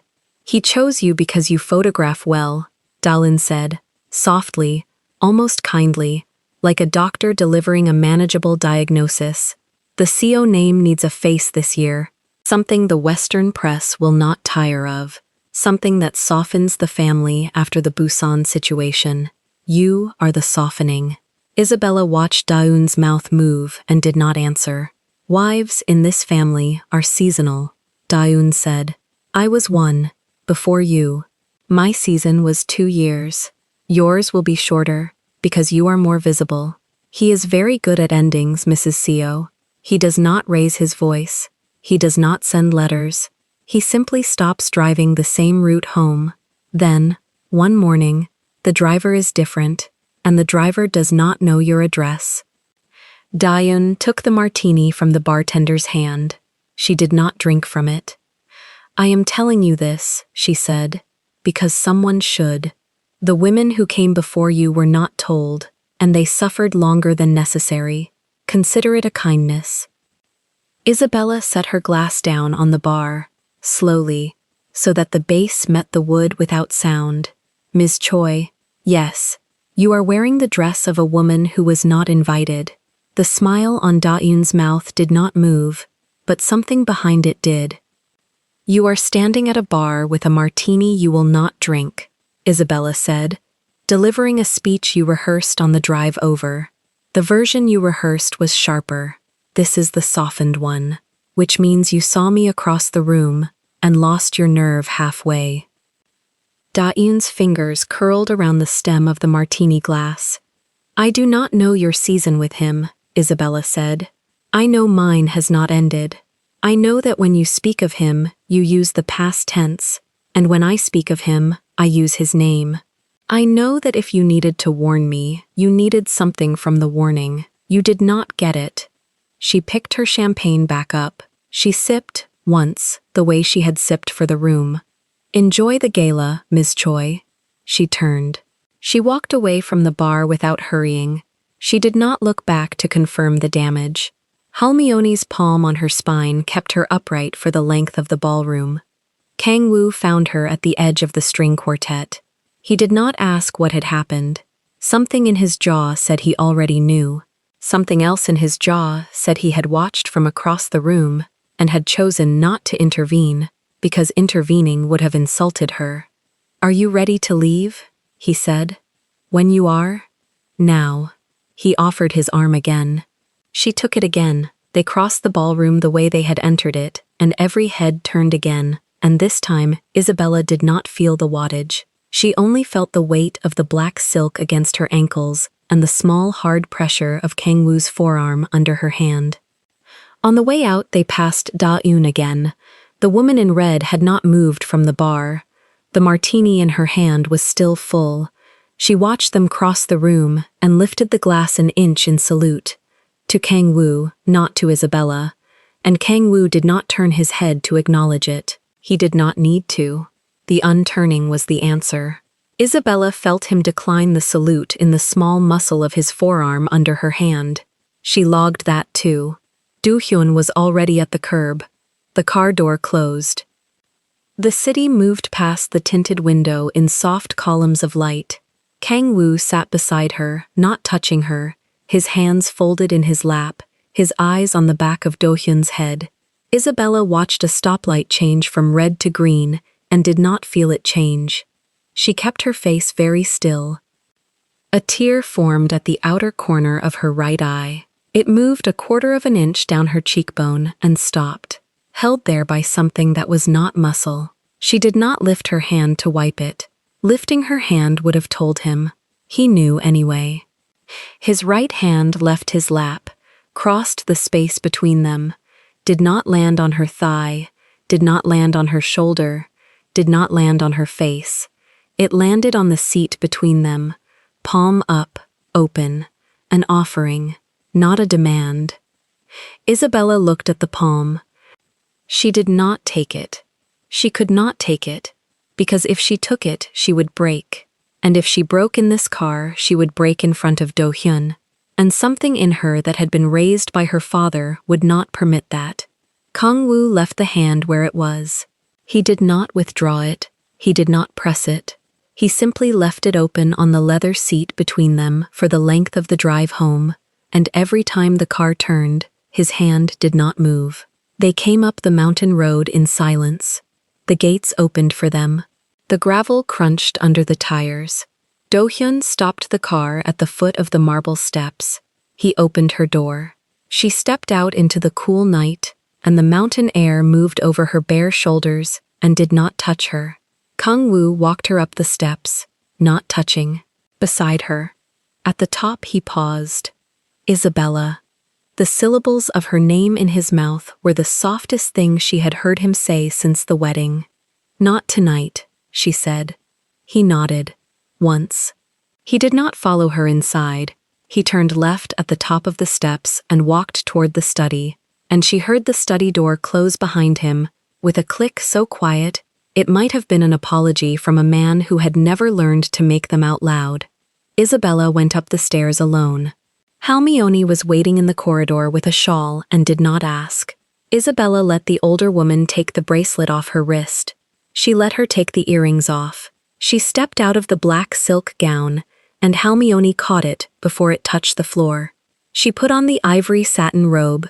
She sat at the edge of the bed for a long time and did not lie down. Somewhere below her, in a room she could not see, Kang Woo poured himself something dark into a heavy glass and did not drink it. He set the glass on the desk. He put both hands flat on the wood on either side of the glass. He lowered his head between his shoulders and stayed that way for a length of time neither of them counted. Then he lifted his head and reached for his phone. Upstairs, Isabella heard the low murmur of a voice in the study. Not words, only the fact of a voice. She stood up. She walked to the bedroom door. She opened it 2 inches and listened. The voice belonged to Kang Woo. It sounded, from that distance, like a man briefing a soldier in the middle of the night. She closed the door. She went back to the edge of the bed. She thought about the palm on the seat between them. She thought about the way it had not moved even when the car turned. She thought about the phrase seasonal, and about the phrase softening, and about the phrase driver does not know your address. She thought about a woman in red who had rehearsed a sharper speech and had softened it halfway across the room, and she wondered which of them the softening had been for. She thought about the peonies on her nightstand, fresh again, the same signature, K. She thought about the hand on the leather seat. She corrected herself. She thought about the palm. Palms were not the same as hands. Hands took. Palms waited. Kang Wu had put a palm between them, and she had left it there, and the leaving there was going to matter in the morning, in a way she could not name yet. She thought about the way Da-eun had said the word wives, plural, as if there had been a room full of them somewhere, seasoned and dismissed and neatly stacked. She thought about the difference between being one of many and being the only one. She did not know yet which she was. She only knew that the woman in red had needed her to believe she was the first, and Halmione had needed her to believe she was the only. Two women in the same house wanted her to believe two different things about the same man. Only one of them lived here. She stood up. She went to the tall window and pulled the curtain back 1 inch. The garden lights were on.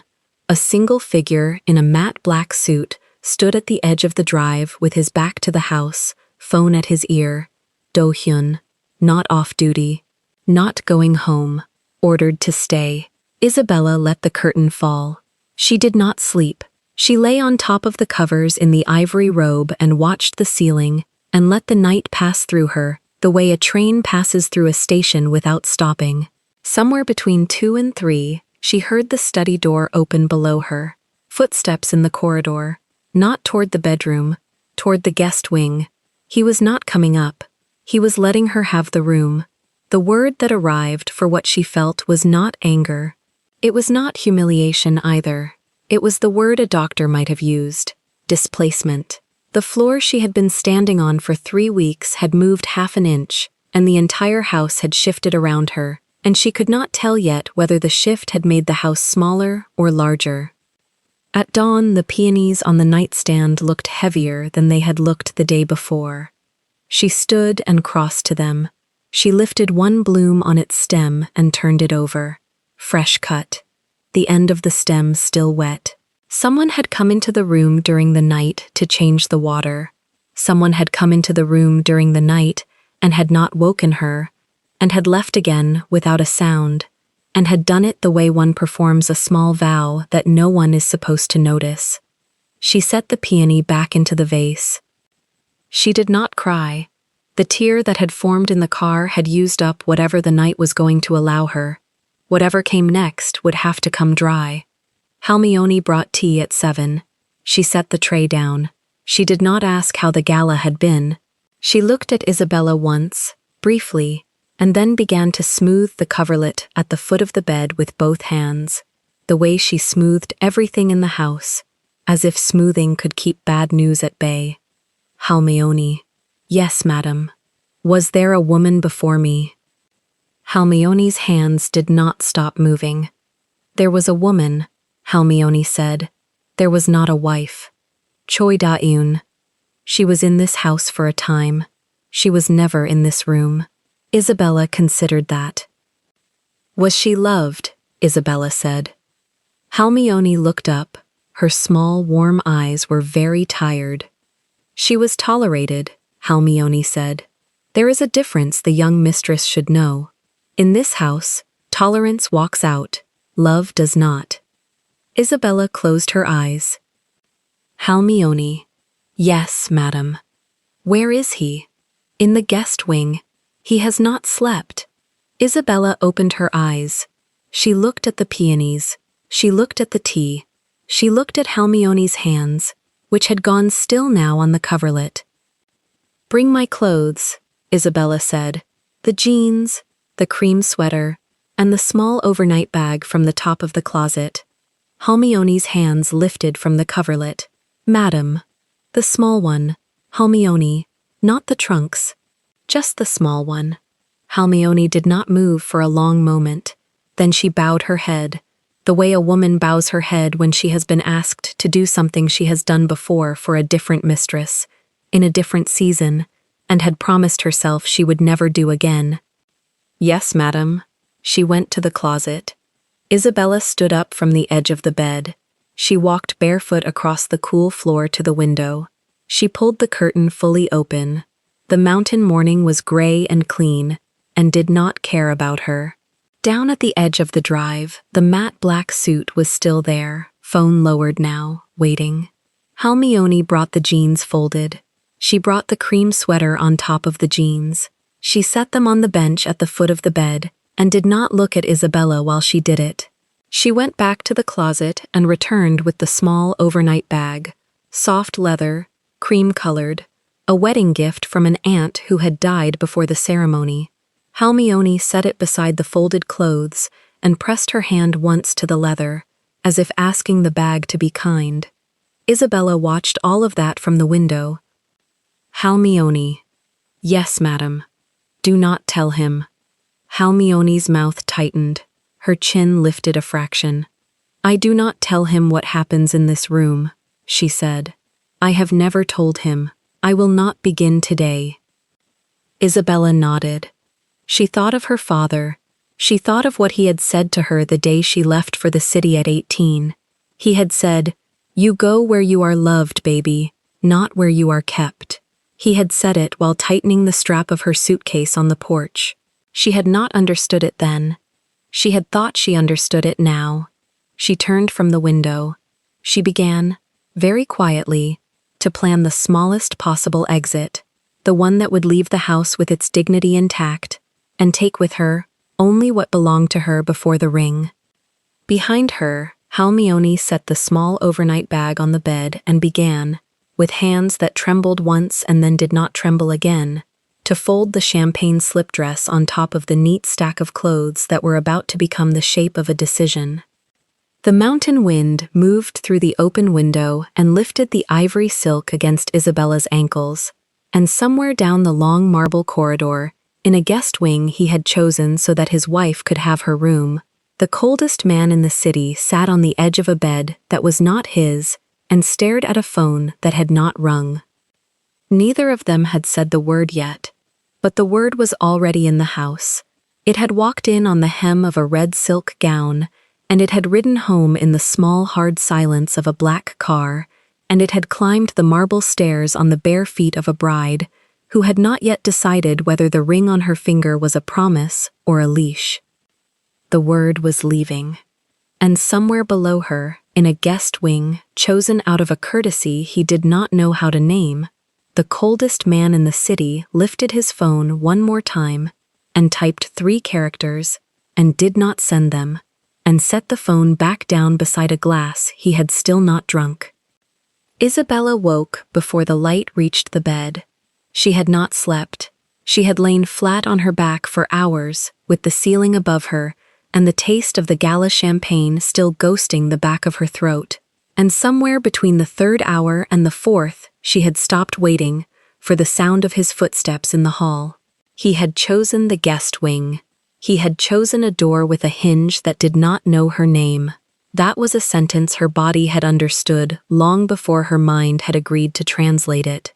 She sat up slowly. She did not turn on the lamp. The champagne slip clung to her ribs, where the sweat of a bad night had glued it. She peeled it off her thigh with 2 fingers.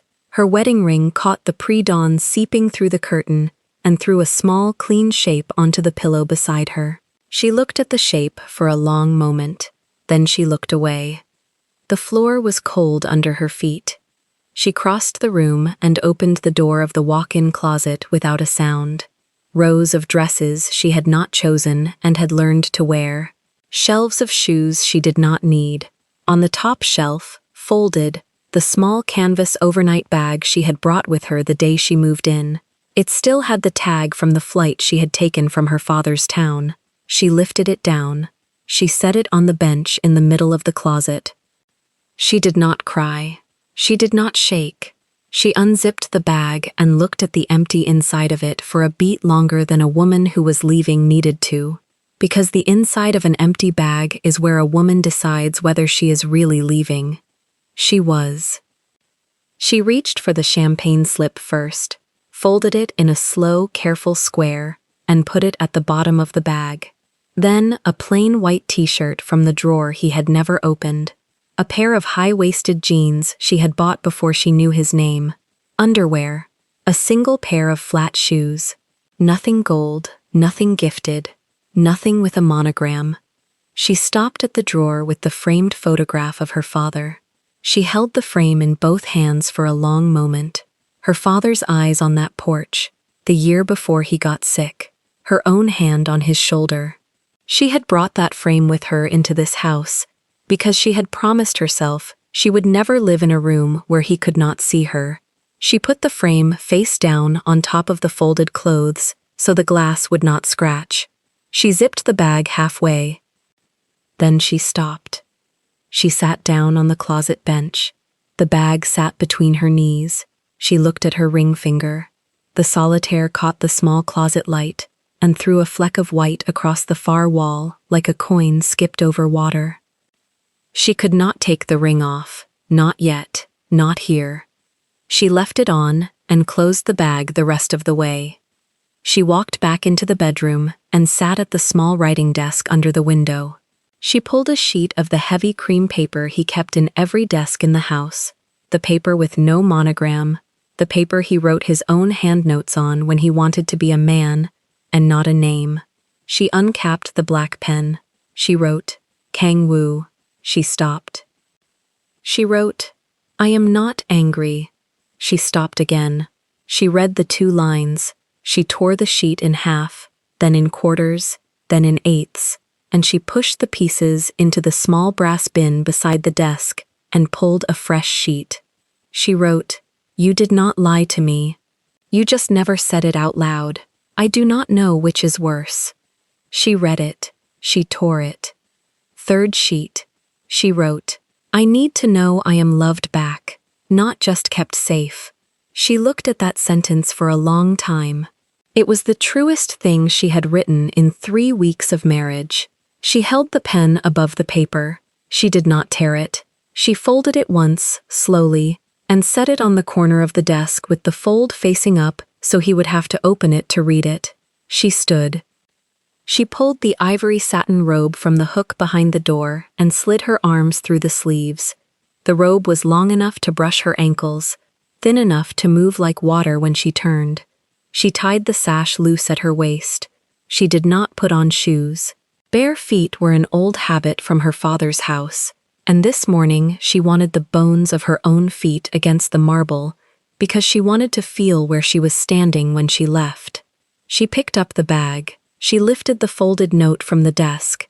She held them both in one hand. She opened the door. The hallway was still dark.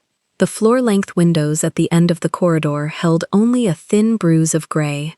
Somewhere in the house, a clock ticked with the patience of a thing that had watched 3 generations of CO men walk this same floor and knew it would watch a 4th.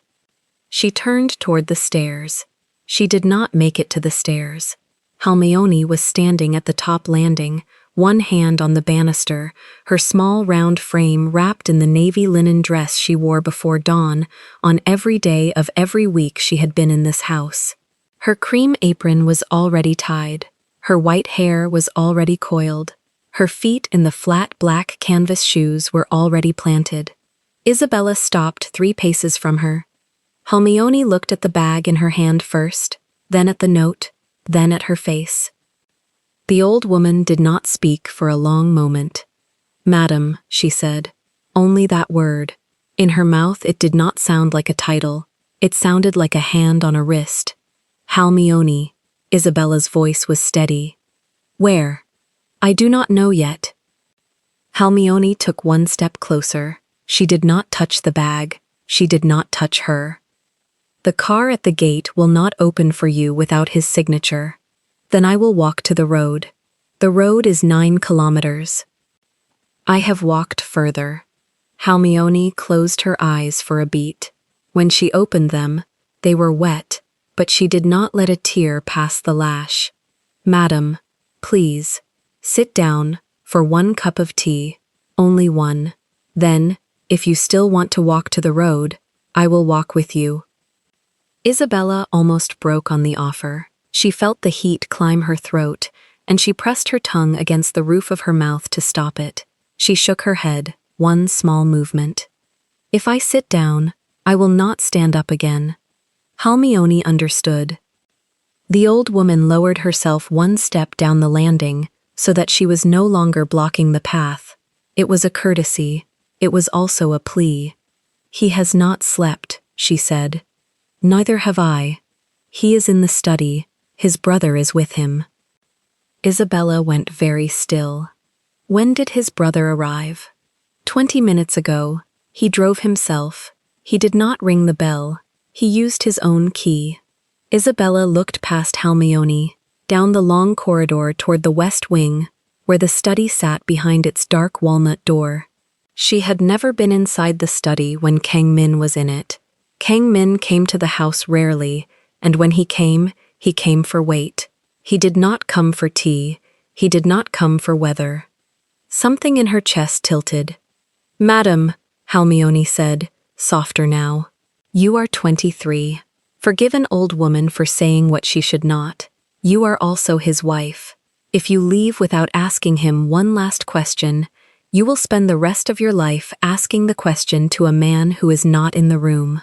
Isabella breathed in through her nose, slow. She could smell the linen of Halmione's dress, the faint ginger of the kitchen already awake somewhere below, the mineral cool of the marble. She could smell her own hair, still carrying a ghost of the gala perfume. She looked at the bag in her hand. "One question," she said. "One. And then I leave. Then you leave. And I will walk with you to the road, if that is what you decide." Isabella nodded. One small movement of her chin. She turned toward the west wing. She did not put the bag down. She carried it in her right hand as she walked, because carrying it kept her honest. A woman who had already decided did not need to hide the decision from herself. The bag was heavy, in a way that had nothing to do with the clothes inside it. The note was still folded in her left hand. Halmione did not follow.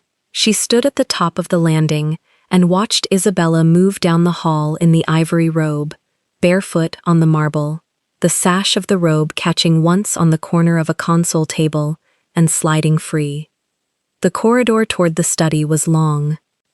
Isabella walked it slowly. Slowly was not fear.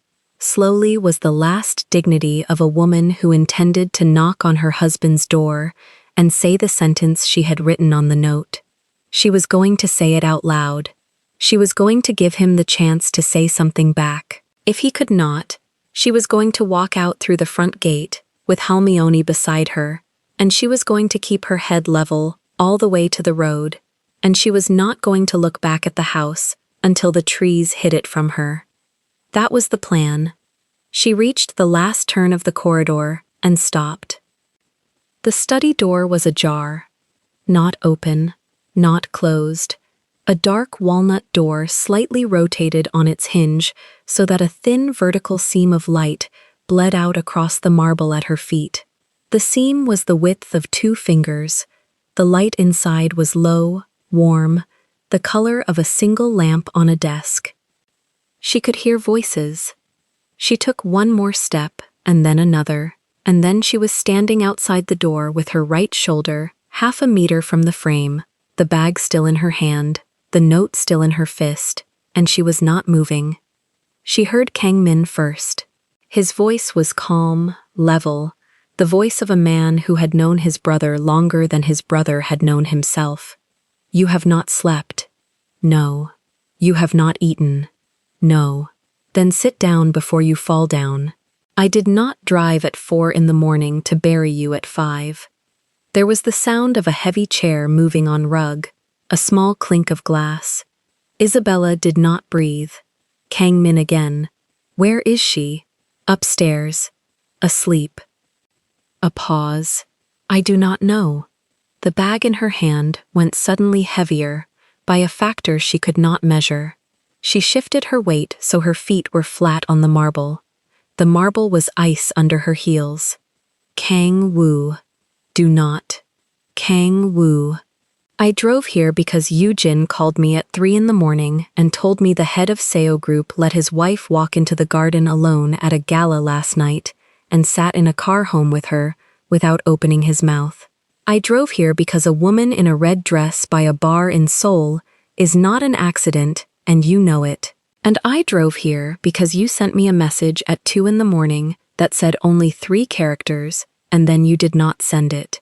Now sit down." There was silence. Isabella heard the sound of a man sitting, heavy, not graceful. Then Kang Min again, softer. "Tell me what happened." She heard her husband breathe in. She had never heard him breathe like that. She had known his breath asleep beside her. She had known it against her collarbone in the dark. She had known it steady and cold across a table when he was reading a contract and did not want to be interrupted. She had never heard him take a breath the way a man takes a breath when the thing he is about to say has been sitting in his ribs for 3 weeks and has finally forced its own door. She stepped back, not away, back against the wall. She pressed her spine to the cool paneling of the corridor, and she put the bag down at her feet without a sound. She did not put down the note. The note stayed in her fist. Her fist stayed against her chest. Inside the study, Kang Woo had not spoken yet. She could hear the small movements of a man trying to find a shape for a sentence he had never in his life had to say out loud. Kang Min waited. He did not fill the silence. That was his gift as a brother. He knew when a silence was pregnant and when it was empty, and he knew this one was pregnant. Isabella closed her eyes. She did not know what she was doing. She was supposed to knock. She was supposed to open the door and hold up the note and say the sentence she had written on it. She was supposed to give him the chance she had come down the hall to give him. Instead, she was standing pressed against the wall of her own corridor, with her bag at her feet, and her palm flat against her sternum, and she was waiting.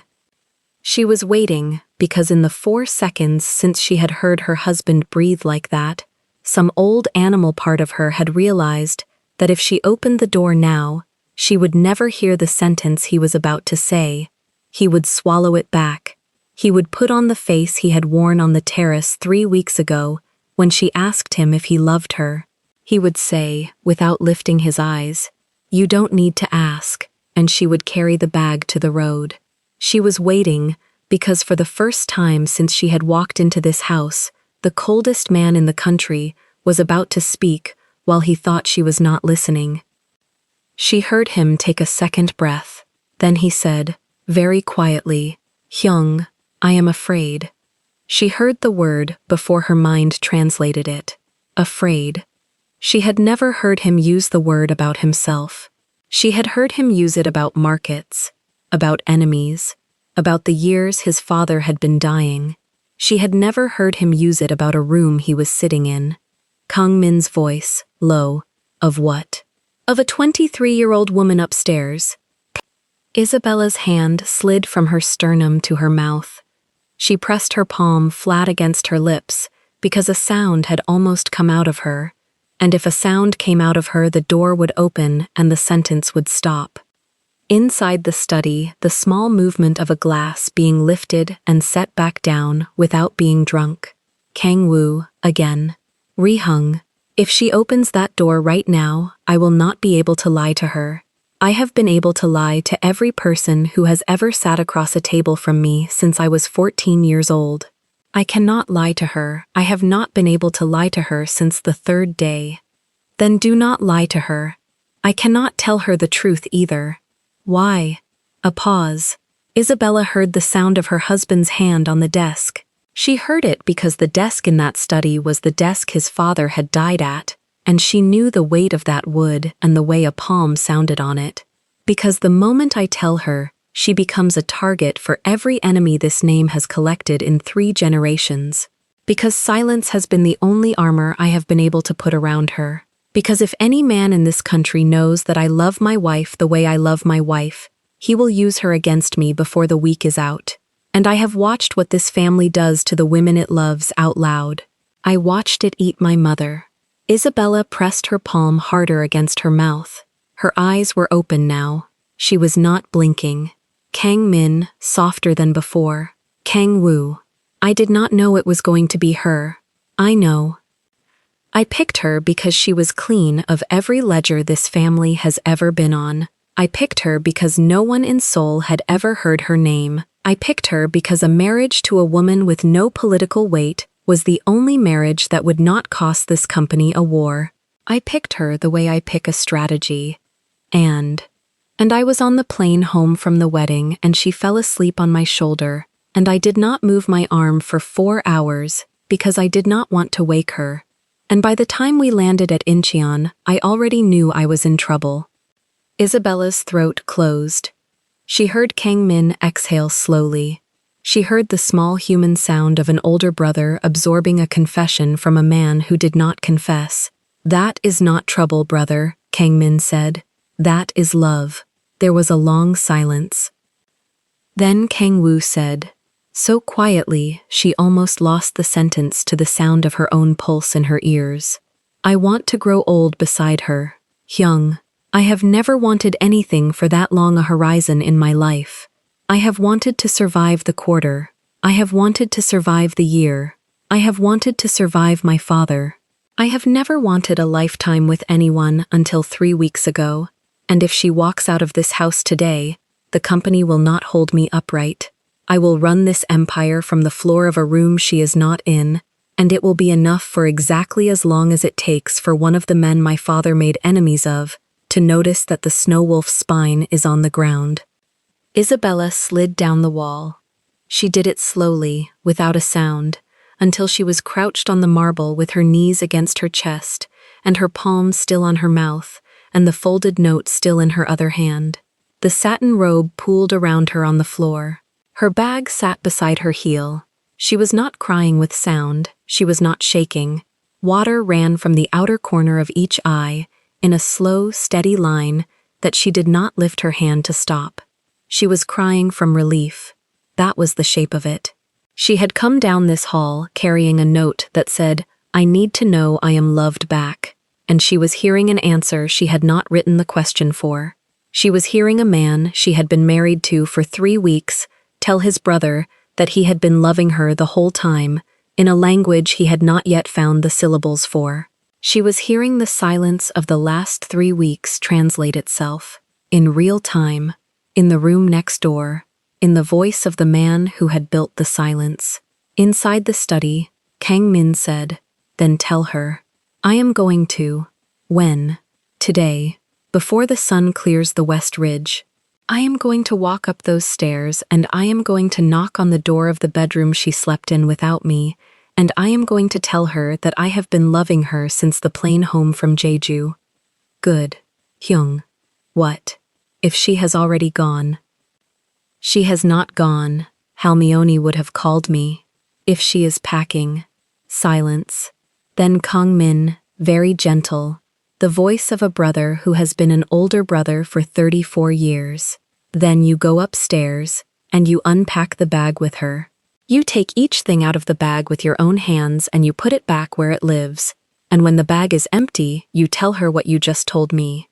And you do it before she puts one shoe on." Isabella pressed her forehead to her knees. Her whole body was shaking now, silently, from her shoulders down. The relief was not gentle. The relief was a wave that had been held behind a wall for 21 days, and the wall had just come down, and the wave was going through every rib she had. She lifted her head. The bag was at her heel. The note was in her hand. The seam of light from the study door was still bleeding across the marble at her bare feet. She had a choice to make. She could stand up now, pick up the bag, and walk back down the hall to the bedroom, and put every folded thing back where it lived, and get in bed, and pretend she had never heard any of it. She could give him the morning he had promised his brother. She could let him climb the stairs and knock on the door, and say the sentence himself, in his own time, with his own mouth, without knowing that she had already heard him say it once.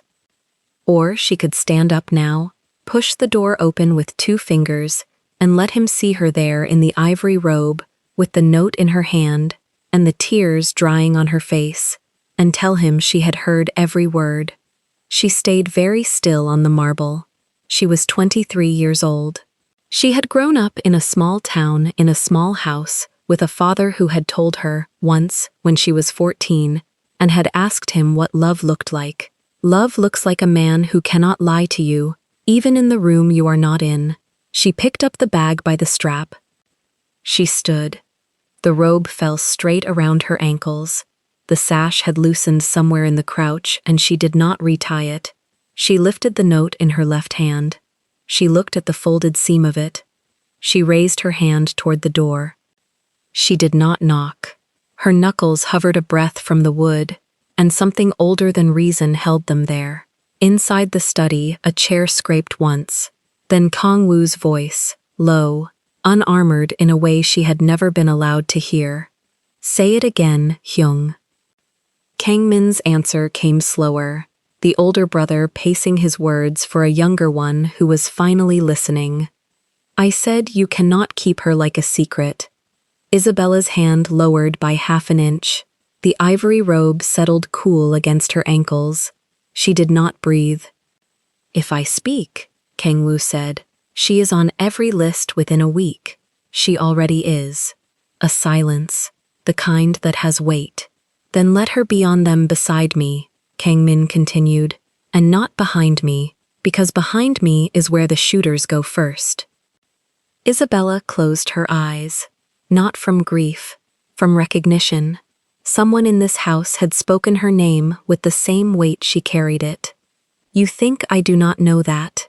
Kang Woo's voice cracked at the edge, just once, and she heard the small sound of a glass being set down too gently on wood. "I know it every hour. I schedule my mornings around not saying it out loud. That is what worries me." "What?" "That the schedule is what you have started to call love." She heard him stand. She heard the leather of his shoes turn on the rug. She knew that turn. It was the turn he made in their bedroom when he was 3 steps from her and did not know how to close them. "Hyung, speak." "I fell." 2 words. Isabella pressed her palm flat against the doorframe to keep her body upright. "I know." "No. Listen." His voice found the room again, level, as if he had spent an entire marriage rehearsing this sentence, and was finally choosing to say it inside a house instead of inside his own chest. "I fell completely. Not the way I fell into this business.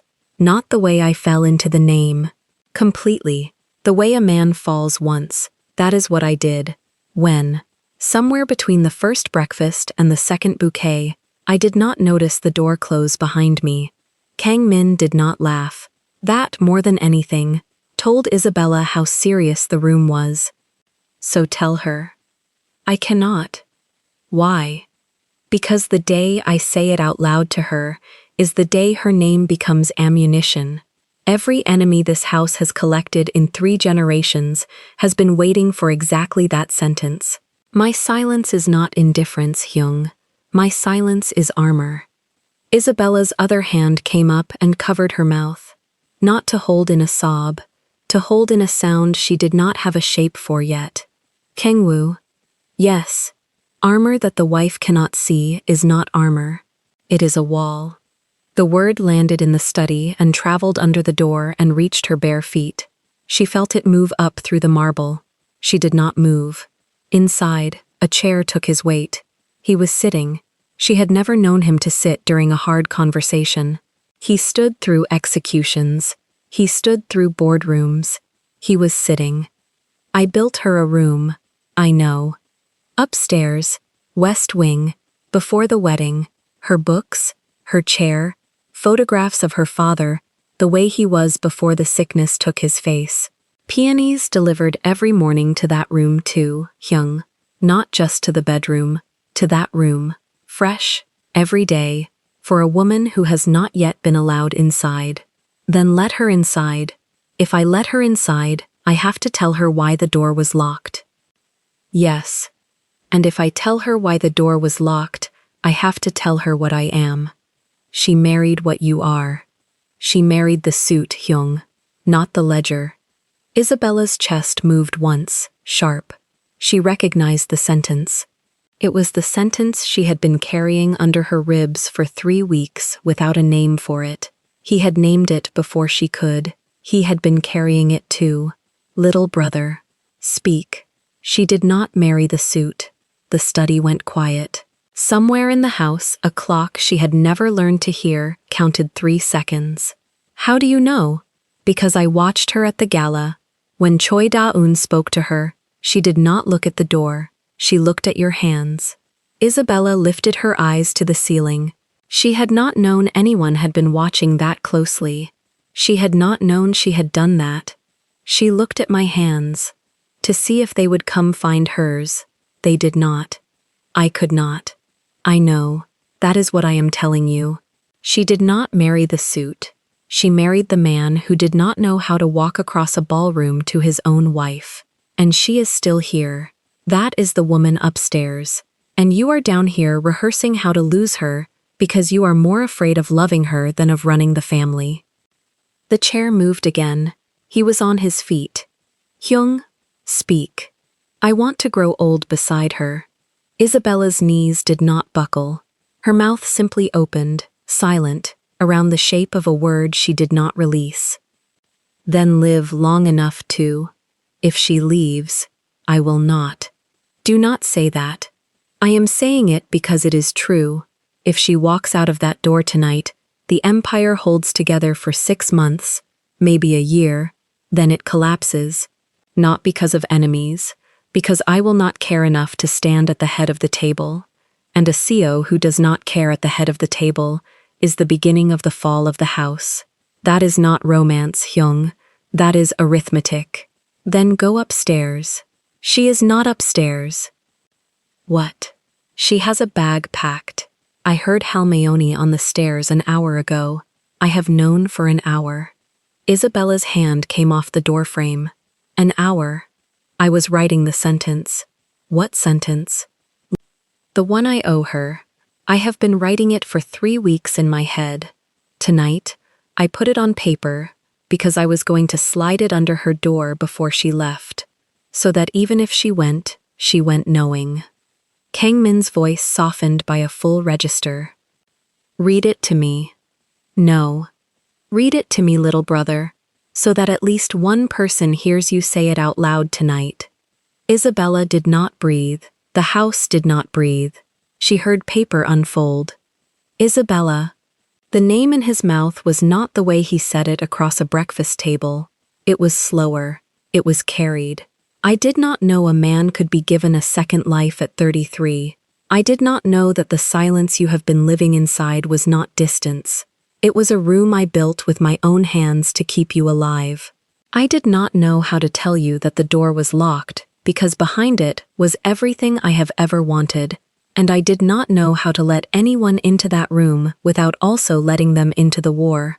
So, I let you into the house and kept you out of the room. That was the wrong shape of love. I know it now. I am not asking you to stay because you are safer here. I am asking you to stay because outside of this house I no longer function as a man. I function as an office. Come back inside, or take me with you when you go. Either is mercy. Either is the same word to me. Isabella did not cry the way she had cried in the car home from the gala. That crying had been the crying of a woman being emptied. This was the crying of a woman being filled, slowly, from her feet up, silent, so silent that a single tear reached her jawline before she noticed it had left her eye. She did not wipe it. She let it fall onto the collar of the ivory robe and darken the silk one shade. Inside the room, Kang Min said nothing for a long moment. Then, quiet. That is love, brother. I know. That is love. I know. Hyung. Then open the door. Kang Woo did not answer. Kang Woo. She is not going to be there. Open the door. She heard him rise. She heard the paper fold once, twice, into the small square of a man who had planned to slide it under a door and had not planned to be looked at while he did it. She heard his footsteps come toward her. Not the executive footsteps she knew. Not the ones that told rooms he had arrived. Softer, as if he were the one afraid. The latch turned. The door opened. He saw her hand. It was still half raised. He saw her face. He saw the wet track down her cheek. He saw the ivory robe and the bare feet on the marble, and the bag she had not been carrying, and the ring on her left hand that had not been removed. He did not speak for the space of one breath. Behind him, Kang Min gathered his overcoat off the back of the chair with the discretion of a man who had lived 37 years around private conversations. He walked past them without touching either of them. At the door, he paused only long enough to lay one hand, very briefly, on Isabella's shoulder. A brother's hand, dry and warm, the kind of hand that said welcome without saying a word. Then he was gone down the hall, and the sound of his footfalls faded into the far wing, and the house closed around the two of them and left them alone. Kang Wu lowered her hand from where it had been raised. He did not lower it fast. He did not lower it like a man reclaiming ownership. He lowered it the way a man lowers something breakable that he has just been handed by mistake and has decided, in the same second, to be worthy of. "I was going to tell you," he said. His voice was not the boardroom voice. It was not the balcony voice. It was a voice she had not been given yet in 3 weeks of marriage, and she understood, standing there, that she had been waiting for it without knowing its shape. "When," she said. Only that, one word, because she did not trust her mouth yet with more. "When I knew how to protect you without losing this." She looked at him. She looked at the collar of his white shirt open at the throat, at the dragon's head resting under his jaw the way it always did, at the tendon in his neck that moved once when he swallowed. She looked at his hands, which were not in his pockets, which were open at his sides for the first time she could remember. "You had to let me in," she said. He shook his head once, small, careful, like a man correcting a translation. "You were already in." The tear that had reached her collar was joined by another. She did not sob. She stood very still and let it come and understood, with the strange clarity of women who have been almost lost and then found within the same hour, that she had not been living in a marriage where she was tolerated. She had been living inside a room he had built around her, without telling her the room existed. "There is a bag," she whispered, "upstairs, on the chair." He looked at her for one more second. Then he did something she had never seen him do inside their own house. He moved fast, not violently, just decisively. He closed the distance in 2 strides, and he bent slightly at the knees, and he lifted her off the marble floor into his arms with an ease that told her he had rehearsed this motion in his mind more than once and had only been waiting for the permission of a raised hand at a study door to finally do it. The robe fell around his forearms. She put one hand against the side of his neck, on the place where the dragon curved beneath his ear, and she felt the pulse there for the first time in 3 weeks. Hurried, real, human. "You are not going anywhere," he said, walking, "without me." He did not carry her toward their bedroom. He carried her toward the west wing.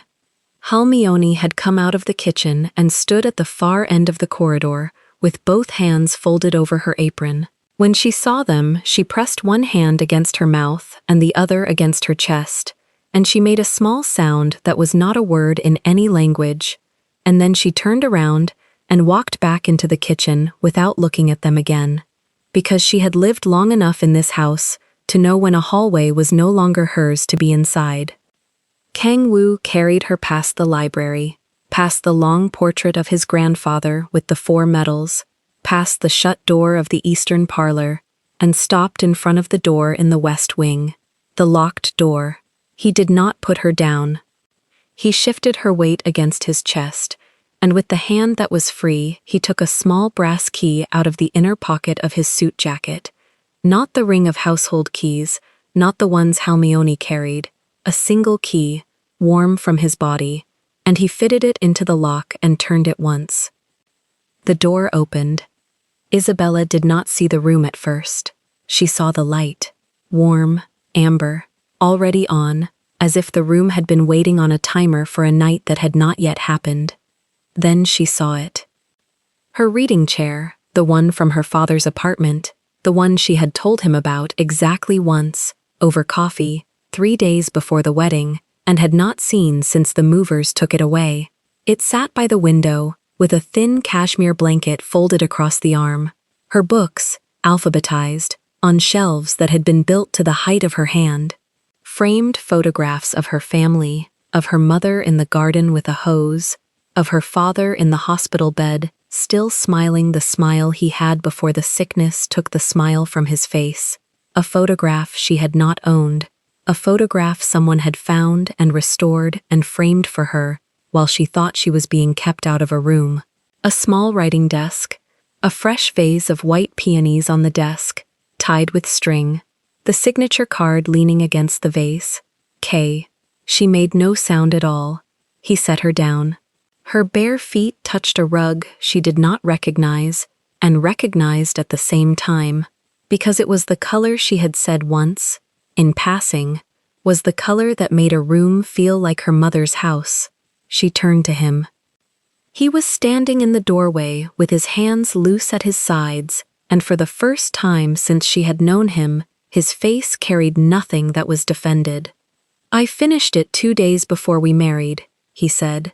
"I was going to give it to you tonight." "Tonight?" "Halmione told me you had packed a bag, so I was going to give it to you tonight."